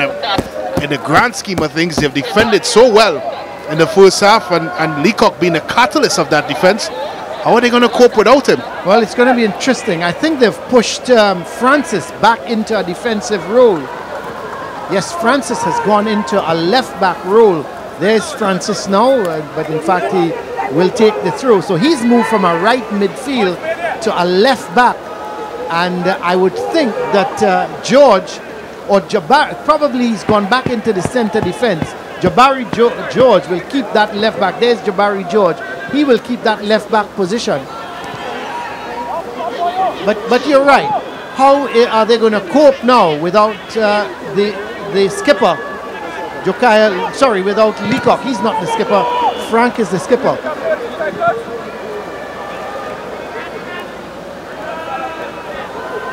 This is Brewster. Chase. Now they're going to probably play with the lone man up front in Samuel.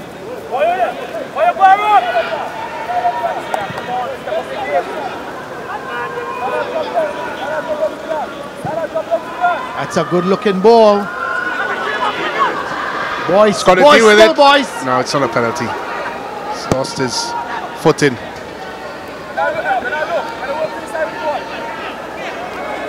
This is Baird getting it to John.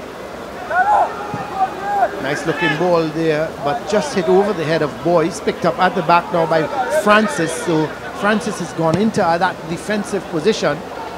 So they're going to play with the four at the back, four in the midfield. And Samuel is going to go up front. So he's going to be the lone man. Supported, of course, by Akil Frank. This is what I've been speaking about, Colin. This is too slow for San Juan North. Signal Hill is very comfortable. If you shift the ball from left side to right side at that pace and tempo, they're just going to be very comfortable with clearing their lines. They need to pick the pace up, particularly the pace of play. The tempo of play needs to be picked up and cut out the 3 and 4 touches and limit their game to 1 and 2 touch. The thing is, even if Signal Hill were to go on to win this game, Leacock will have to miss the final. So it's a double blow for Leacock. There is the San Juan bench.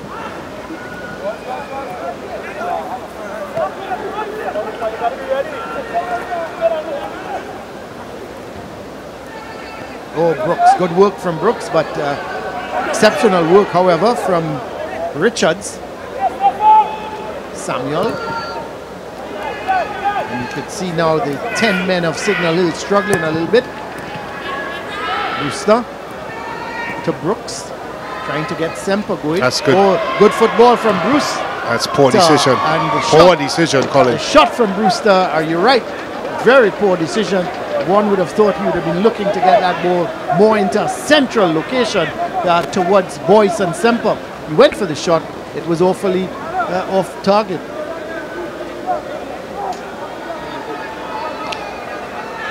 It looks like the crowd's building up a bit here. Colin, of course, this being a national Coca-Cola INTERCOL semi-finals. You can't forget Karpi Chima is a stone's throw distance from the Atto Boland Stadium. And Shiva boys have got a huge following. So you're going to expect this Atto Boland Stadium to be pretty full, the covered section to be pretty full when that second game starts. But Boyce, no, that's poor. That's going to be a goal. Yes, sir. That's poor defending. Poor defending in the 54th minute.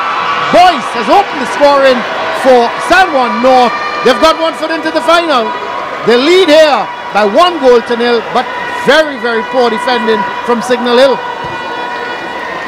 Well, one thing that Signal Hill's good with is defending, and that has let them down. Speculative ball into the box by Thomas. Probing, looking, hoping. Initial clearance there. Should have dealt with it at that first point here. And in comes here. Left, misses it in his first attempt. Well, it was both Stewart and Sebro. He should have cleared his lines here. Sebro should have cleared. That's a poor clearance. Right into the path of Boyce. And despite he's left his goal-scoring boots back in the locker room, That was an easy one for him to put into the back of the net. You could have scored that, Colin. Excuse me? But when you look at it, the initial mistake was made by Stewart. He should have cleared it. Correct. He missed it. It went to Sebro, and he also didn't clear it. Really bad defending. Well, it's in a position that Leacock would have vacated with his red card. Well, you just can't think that Signal Hill can get back into this game. Can't see it happening. Stranger things have happened. This is George. So poor. Boyce. That's looking to get Semper going, but Francis is there. Oh, he's taking a real loss. He's got to deal with it. I think he's brought him down. Yes, he has. That could be a card. He's kicked it away as well. Again, the thing with Francis, Brent, and it's really the second time I'm seeing Francis, but he's not a defender.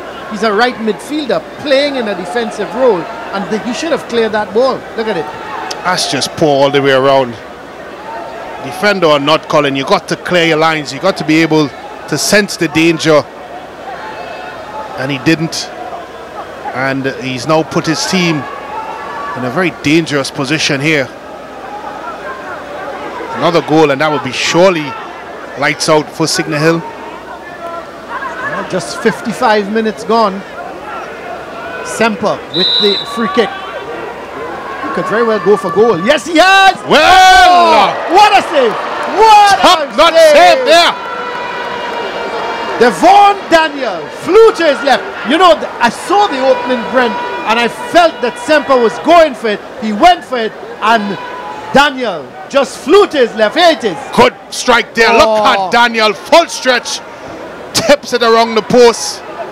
That's one for the back pages, Colin. Let's see. This is a good corner. This has to be it. How does he miss that one?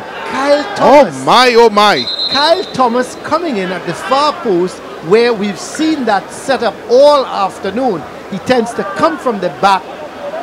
Well, he should have volleyed that into the back of the net. Well, he could have used any part of his body to put that to the net. He should have just let the ball hit him and it would have gone in the net. But the keeper is down. Looks like Thomas's follow through would have never done it. But look at it back post. How do you miss this? Look at that. He completely misses the ball. I tell you, it's easier to score it than to miss it. I think he's done the difficult thing. I think his boot. Yeah, I think his boot, Brent, may have got onto him. Let's have another look at it, Brent. Yeah, after he misses the ball, look at his left boot of Thomas. He comes down right there, yes. Left boot on the ankle, just as I said. Yes, that's what happened. Yes, a left boot onto the ankle. Yep. And Thomas is not a small boy by any stretch of the imagination. I tell you, Thomas, you don't want him to step on you at all, on any part of your body. I want him to look at me. He's such a fearsome competitor. Actually, he's another one. He's got a yellow card, and he's got to be careful as well because he's also very much a no-nonsense defender. There's some of the crowd, of course, here at the game. Quite a lot of the older folks have come out to support. Not only the schoolmates of these two teams, and of course the second semi-final. Probably the past students in some cases. Don't call them old boys, Brent. We call them past students. Well, they're old past students. I knew you would have gone there. I wish I would. Brent, there was no need for that.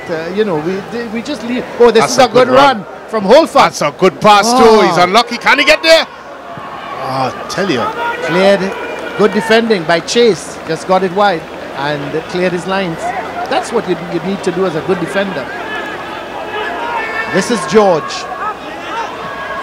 Towards Richards.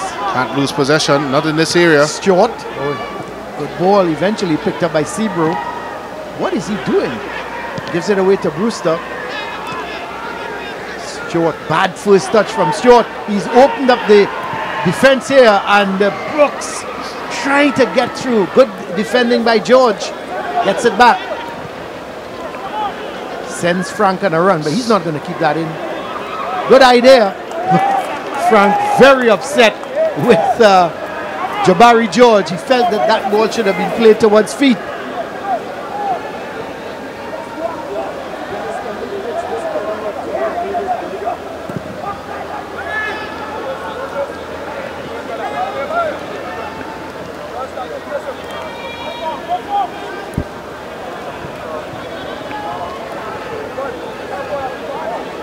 throw in for the guys from San Juan. Coming up to the hour mark. They lead against Signal Hill by 1-0. Semper. Nice ball towards Cameron. Takes it down beautifully. Gets around Sebro. Sends the ball in field. Headed away by Francis. Shot comes. Goes wide. Goal kick here. Extremely ambitious there. Yes, we've seen some of those this afternoon.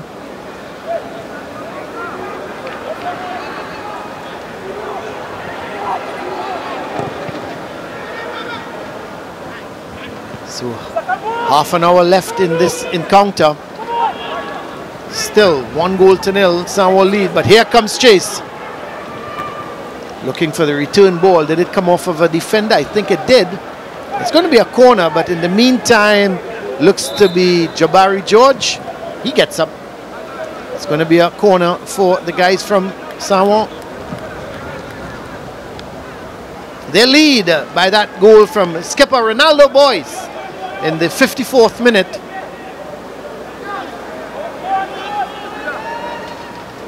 This corner is going to be taken as usual by Brandon Semper. 1, 2, 3, 4, 5, 6 green shirts inside the box.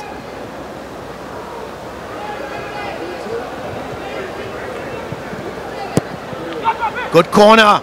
Oh, it goes to the back post. Brewster is there. What was that?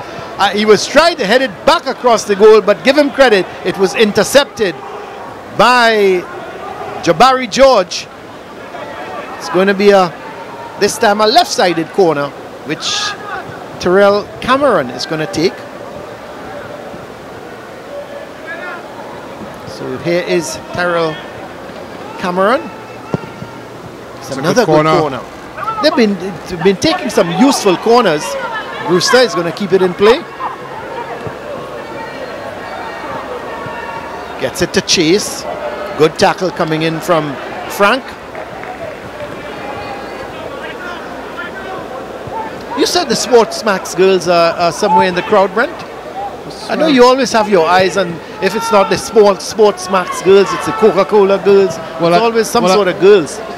Well, I've been given a task by Hans Devines to make sure that I do find them, and when I do find them, to point them out to him. Oh, I didn't realize that. So well, just following orders, Colin. Yeah, I hear you. Here is Frank, though. This is a good ball. Holford. Good defending by Kareem John. Takes Holford wide, and in fact, he gets possession of the ball. Plays it down towards Boyce. Boyce trying to go past Sebro. Good defending. Very good challenge. So that was your job given to you by Hans Devines. Yes. Don't you know sometimes, Brent, I wonder about you. You're here to do commentary. Your eyes should be on the field of play at all times. So this is the throw-in, of course.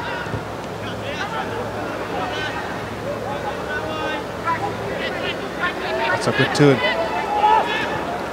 This is Brooks. He's looking for Semper. Cameron is wide. Boyce is there in support. And Boyce trying to play a one. Boyce with a shot over the bar. Should have hit the target. You have to hit the target there, Colin. You're in the 18. You're 12 yards out from goal. And that's my biggest concern with San Juan North, Colin. They're creating a host of chances. And look at that. Foil the 1-2, eventually gets the ball here. You got to hit the target, Colin. That's 12 yards out. The ball laid up quite nicely for Boyce, and he blasts it over the bar. If they do progress this afternoon, Colin, they have to find a way to make sure these chances count. They haven't this afternoon again. Well, there is the substitution. O'Malley James, just confirmation of that, coming on for Ronaldo Samuel. Seems to be a straight swap, striker for striker.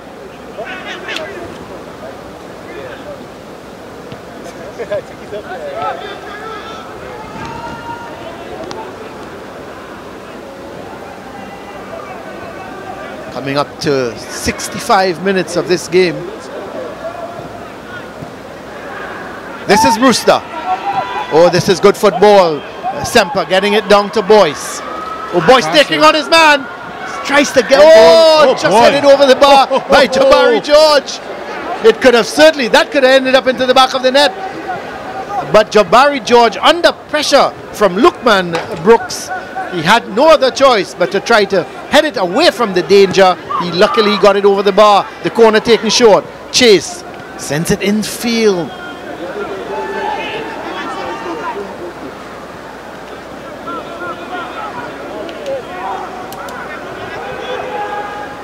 It's a long through. It's a foul. It's going to be a free kick for Signal Hill. 25 minutes left in this game. Signal Hill still trailing by the Ronaldo Boyce goal. So the defending champions seem to be heading into the final. To at least they'll be try and defend the title. Brewster gets it to Boyce. He's got to finish. Still Boyce. He's got to finish, Colin. Playing it out towards Cameron. That's good football on the part of James, the man who's come on as a substitute. Good run. Gets it to Frank.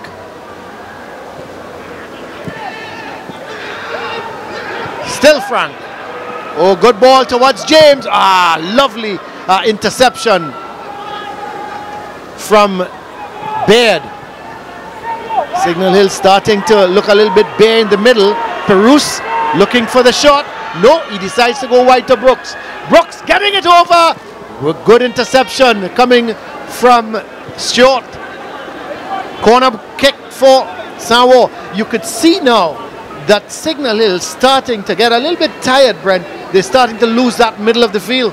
Well, the game's getting a bit stretched. Obviously, Signal Hill now throwing numbers forward as they're trying to get that elusive equalizer.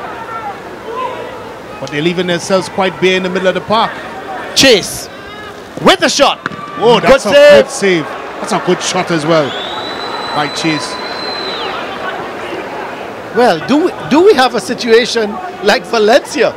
Because the man of the match in that game was Dabro, and Devon Daniel is really, look at it, Brent. That's good shot. Very good shot. Look at that. Heading into as the corner of the net. It starts to turn anyway back in, and Daniel was equal to the task. Cut down quite sharply. You certainly have to wonder, is he going to put on a performance like Dabro for Valencia? This is Semper. In fact, the referee has given the free kick. He's awarded the free kick. He felt that there was no advantage from Semper. So he's called the play back and he's given Semper the free kick.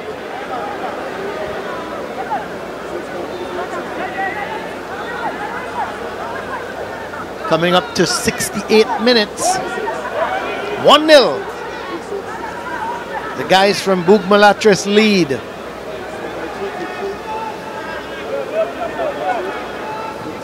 It's a much more difficult angle for Semper. I would think, Brent, he can't go for goal from here, is he? He certainly is. Well, this young man has so much confidence. You would have thought that he may have tried to get that ball into the center of the field. He opted to take a shot and it just skimmed the bar. Had some power as well. Well, he does have a very gifted left foot. We've seen him score a wonderful free kick against CIC right here on Sportsmax. That's a good effort. The ball just never coming down. And again, you thought Daniel would have had it covered. Yeah, the type of game he's been having, I'm sure he would have gotten some part of his body onto that one.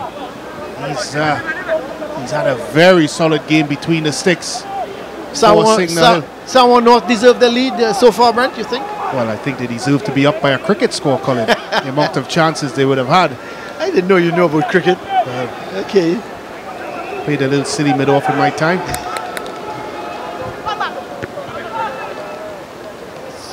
This is Cameron looking to get it over. Not a bad ball.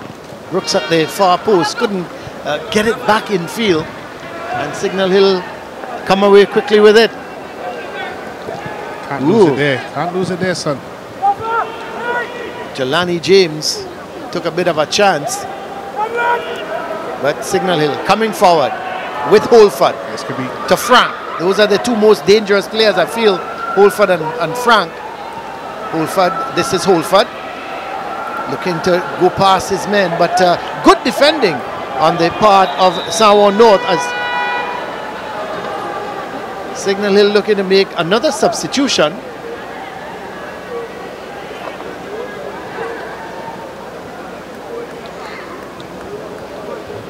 Number 5 is making his way off, Tariq Richards. And the man coming on is Jabari McMillan.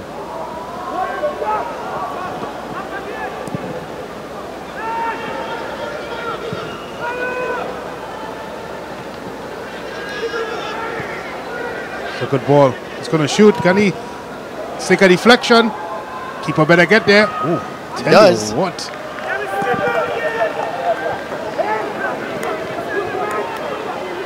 Well, at the game at 1-0, Colin, you'd have to think that Signal Hill is still in with this one.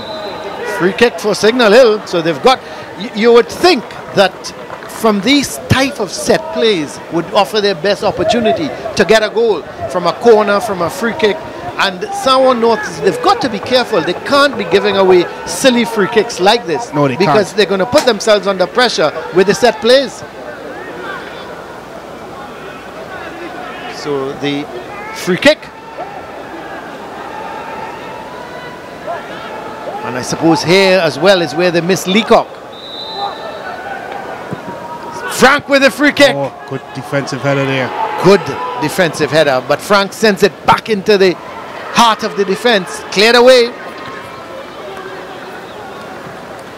Francis opts to play it out for a throw. Semper looking for Boyce.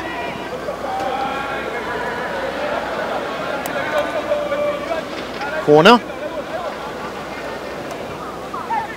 It certainly hasn't been a high action packed semi-final thus far, but I'm sure Coach Moore and Sanwan North Secondary would take the result over incidences any day. It's had its moments. We've seen some good goalkeeping from Devon Daniel. It's well defended. Boot it up. Get it up the field as far as Signal Hill is concerned. Well, and then put the Sanwan North team under pressure. Well, what's amazing about that, Colin, Akil Frank, who we've seen so far, has a good turn of pace. The clearance could have been a bit more control, at least give him an opportunity to chase the ball. Instead, they just turn and boot the ball anywhere necessary. And I think that little bit of quality, Colin, is why Signal Hill Secondary found themselves in this position. It's not that they haven't given effort and endeavor, but they just haven't been able to add a little bit of quality into some of their play.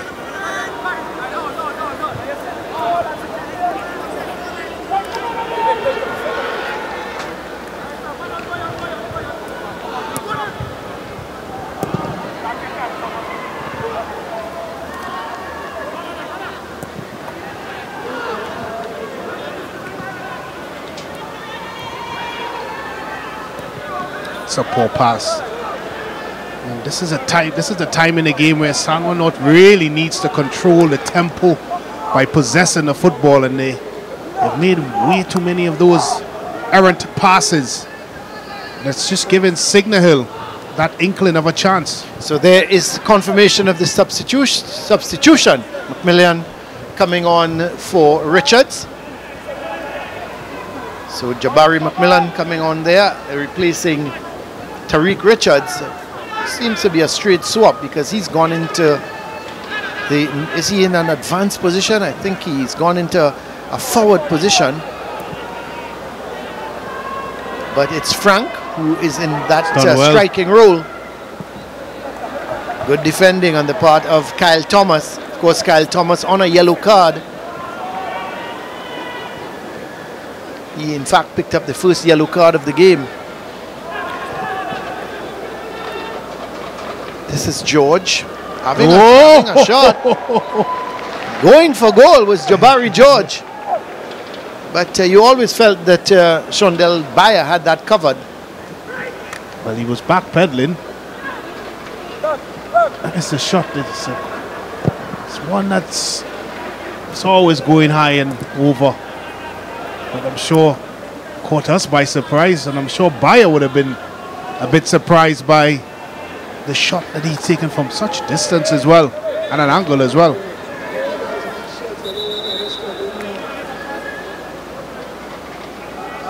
See Sanwan North making a substitution, number 19. Sherwin Williams is going to be making his way onto the field, and he's going to be replacing Lukman Brooks.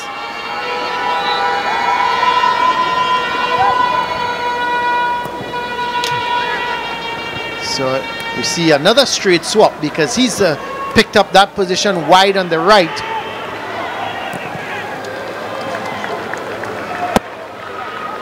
So we're in the final quarter of this game. And the Sanwan North, they lead by that Ronaldo Boyce goal. 1-0. Another very tight game.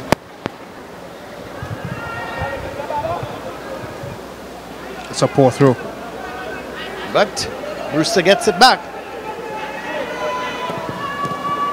Deflection as the shot coming from Thomas.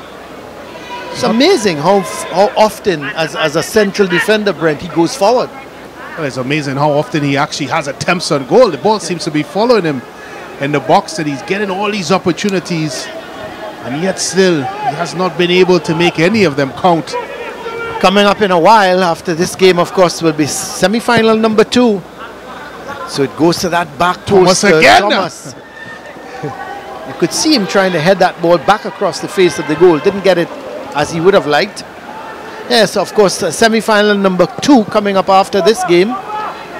Game between Shiva Boys, who I certainly think, Brent, are the favourites to win this title. But, as we keep saying, never can tell with this game called football. Good bit of football here from Williams, getting it to Perus, to Boyce. Making the run left of Boyce is Perus, and he picks it up, gets it wide to Cameron. It's a good idea. It's poor execution though. I saw Boyce coming into the box and wasn't able to execute the pass correctly. Eventually finding the arms of Daniel.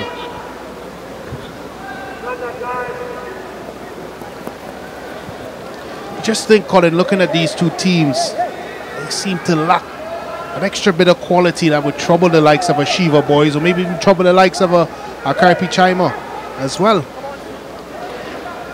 Yeah, well, it's going to be interesting. I'm looking forward to see Karpi Chima play because they're very much up and down. You know, one day they seem to have a brilliant game, and another day they can get beaten by anybody. So it's going to be interesting to see what they put out this afternoon against Shiva Boys. But this is Boyce to Cameron. Looking to take on his man, looking for the shot. Straight to the keeper. Does well.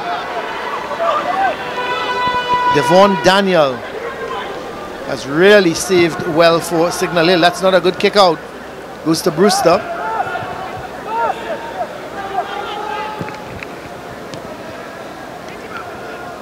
It's going to be a through for Sanwan North.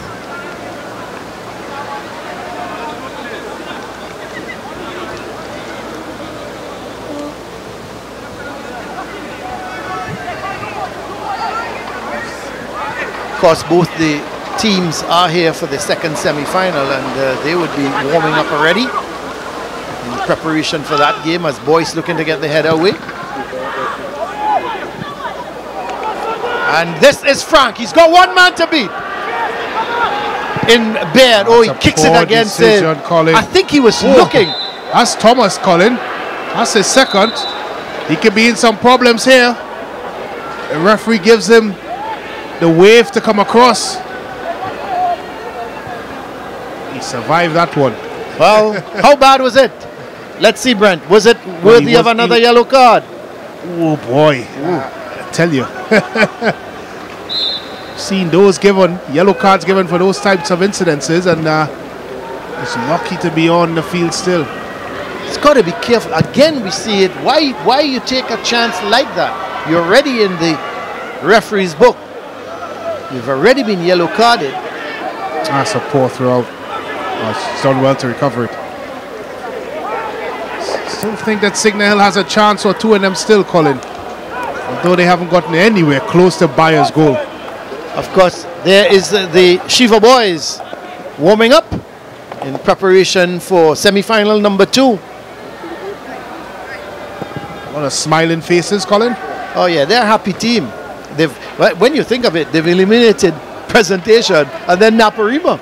You suddenly, the thing is, they could be very much now overconfident going into this national semi-final. But they would be silly to underestimate any team. Well, they've lost to Kaipi Chima during the regular season. So I'm very sure that overconfidence should be nowhere near their vocabulary in this one. Macmillan, the man who's come on as a substitute, tries to get a through off of Perus Williams, but this is good work on the part of Macmillan. Making the run going up the left side is Holford. He should have gotten him. Oh yes, he gets a foul though. Brewster doesn't agree with that decision.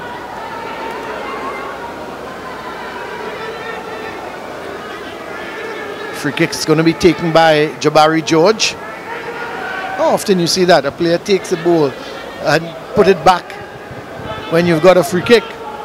You normally take it from wherever you get the opportunity if you can steal a couple of yards. This is George. Nice looking ball for Frank. Oh, I tell you, if Holford had continued his run, he might have been in. We're in the final 9 minutes of this game. And of course, whatever added on time the referee gives.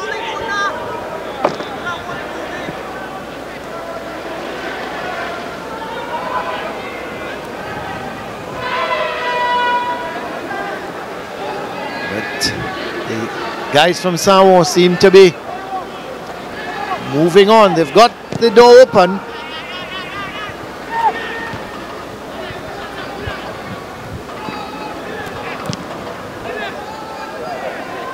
Bit of a push there on Stewart.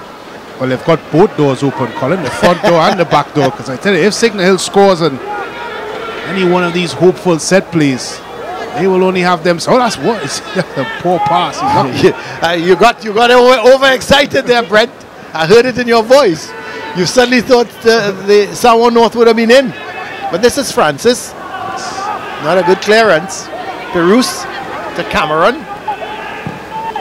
A good ball towards Williams, collects it well, but just a little too far forward. Tough tackle there.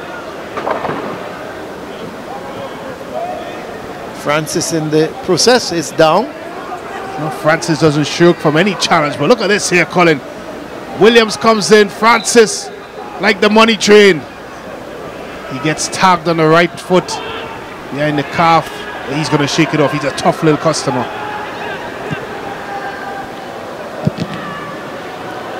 Clearance coming off of Baird.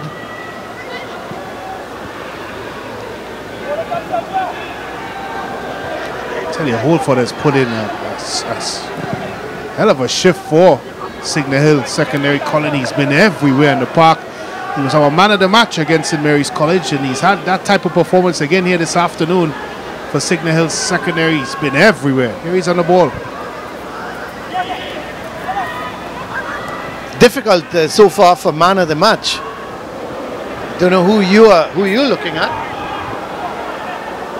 but we've just got about 6.5 minutes to go, Brent, and whatever time is added on. It's a tough call for man of the match, Colin. It's not that we've had many candidates vying for it, to be honest. It's been that type of performance by Samoa North secondary. They've done the job. Hasn't been pretty though. They get 0 for style points. I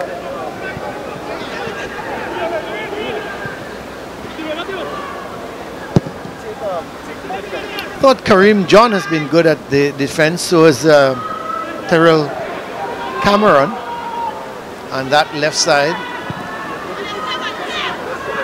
Good ball towards Semper.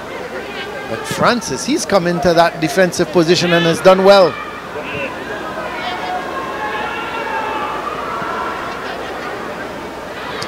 This is where San North really need to just possess the football. Foul committed by Boyce. Would you consider Devon Daniel? He's definitely had an outstanding afternoon, but ball going towards Macmillan. Looking to take on Chase. Sends a good ball in field.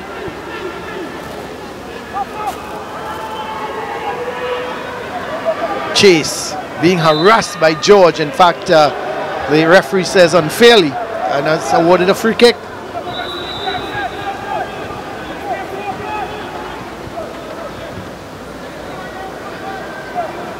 There is a substitution for Signal Hill, the final throw of the dice.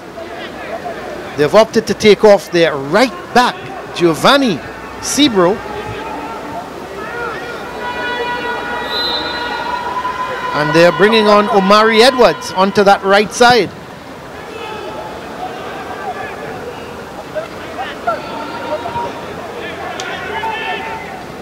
it's all for it again.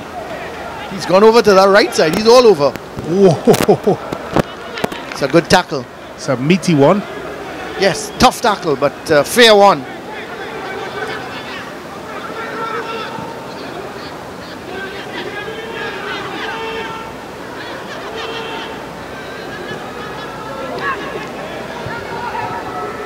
Man of the match, Colin? Whew. That's a toughie. That's a toughie, boy. I tell you.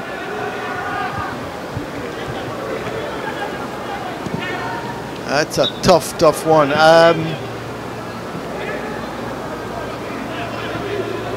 Suppose you can look at the one of the midfielders. I have liked the way Cameron has played on the left side. I think he's created a few chances.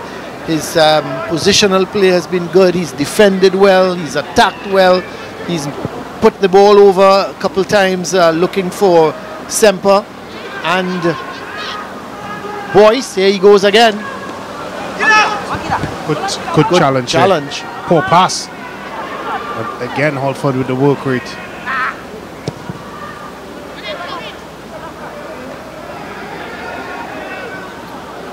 This could be problems. This could be problems. Is he in offside? No, it's Frank. He tried to get that shot away. It came off of Thomas. This is Jabari George. We're into the last 2.5 minutes. It's really a tough call for Manny Match. I mean, you look at Thomas' performance wasn't bad, but then he's missed a couple chances. Yeah.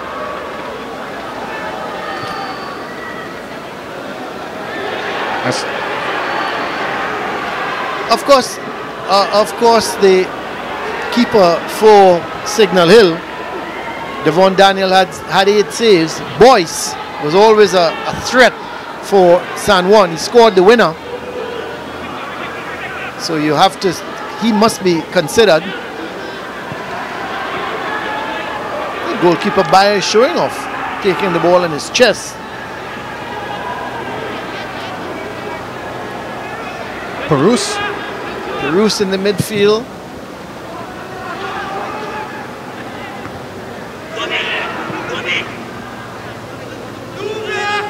Would you consider the goal scorer who's scored the goal? He's worked hard. Boyce, there he is, tracking back. In fact, he's still tracking back, but across comes Baird. Well, he scored the goal to... Scored the winner to put them into the final. So far, yes, you're quite right. If Signal Hill can equalize, it very well may change. But this is Boyce. That's a good ball towards Williams.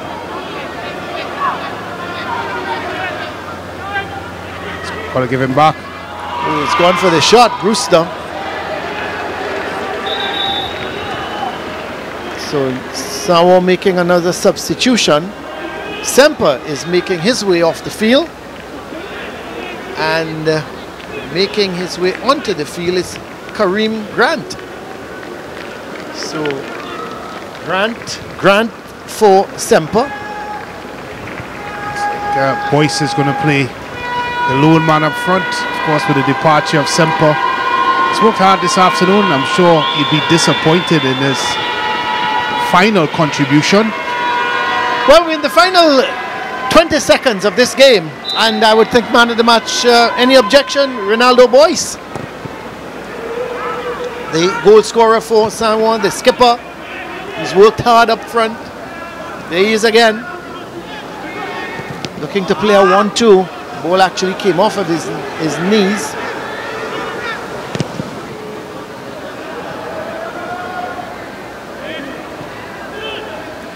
Williams, he's That's brought naughty. down. That's very naughty. We'll just have a look and see how much added on time given by the referee. Looks like 3 minutes. Yes, looks like 3 minutes of a minimum of 3 minutes of added on time by referee Murray. And it's going to be a situation where San Juan North, they've just got to keep possession of the football.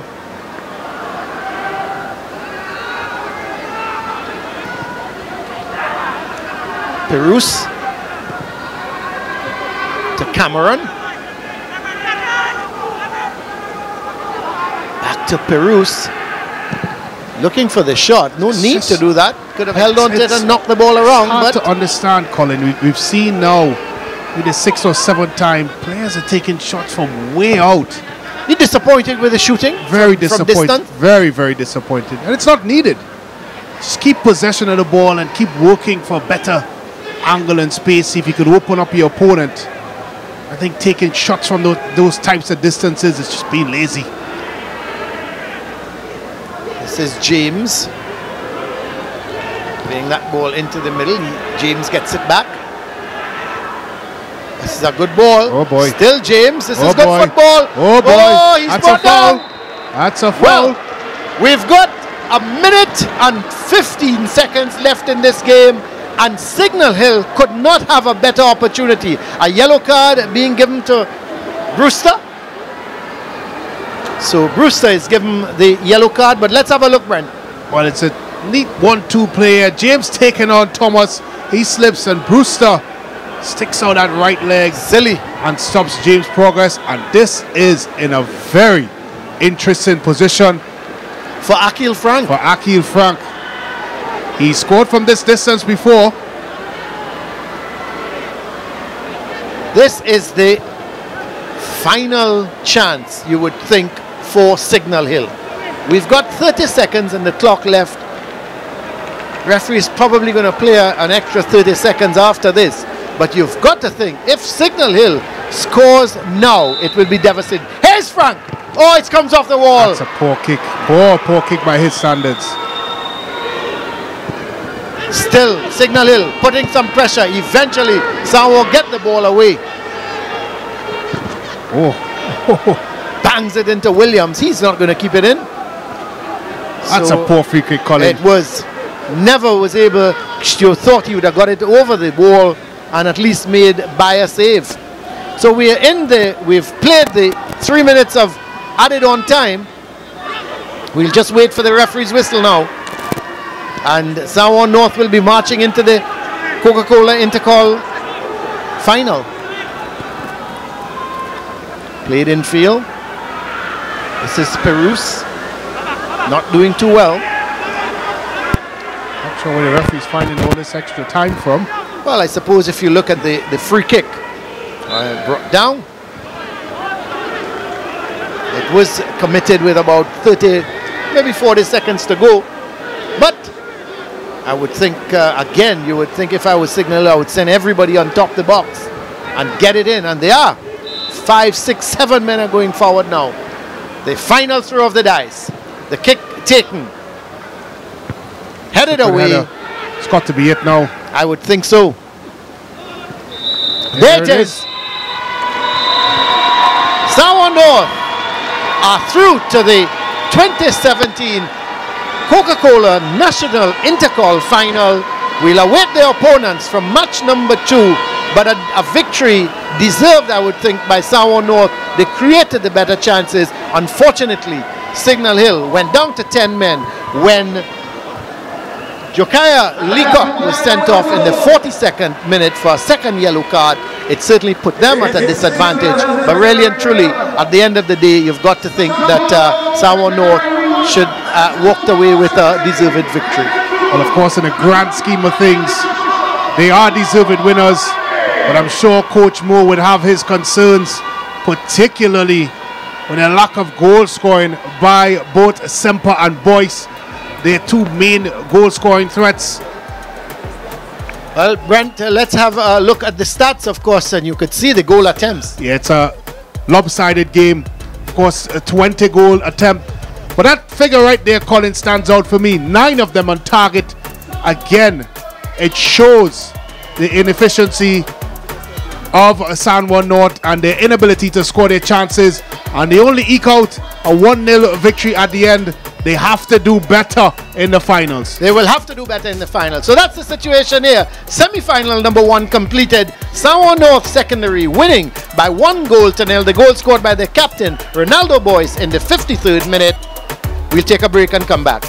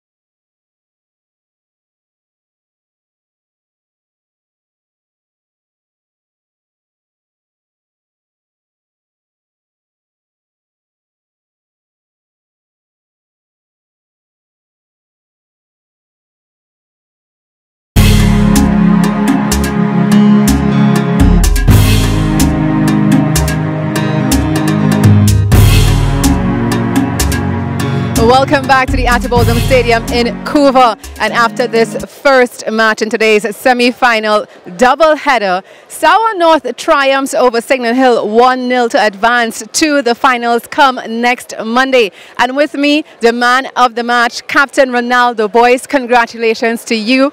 How do you feel not only scoring the winning goal for your team, but also ensuring that San Juan North is in the final to defend their national INTERCOL title? Well, I feel great. It was a great pleasure because in time of needs, I just came up big for the side. So I feel real nice right about it. All right, and of course, congratulations to you once again. And here is your man of the match trophy. Congratulations to San Juan, and of course, all the best going towards the final next Monday. Coach D'Souza of Signal Hill Secondary School, where did it go wrong for the team today? The red card. You can't look past that. As you get a red card, you know it could be difficult, but I think the boys did a fantastic job playing still, staying it, creating a couple chances. I think we had the money back foot for the last 8 to 10 minutes with 10 men. So I can't fault them for that. But the red card changed the game completely. Well, next year you all are not in the Secondary Schools Football League Premiership.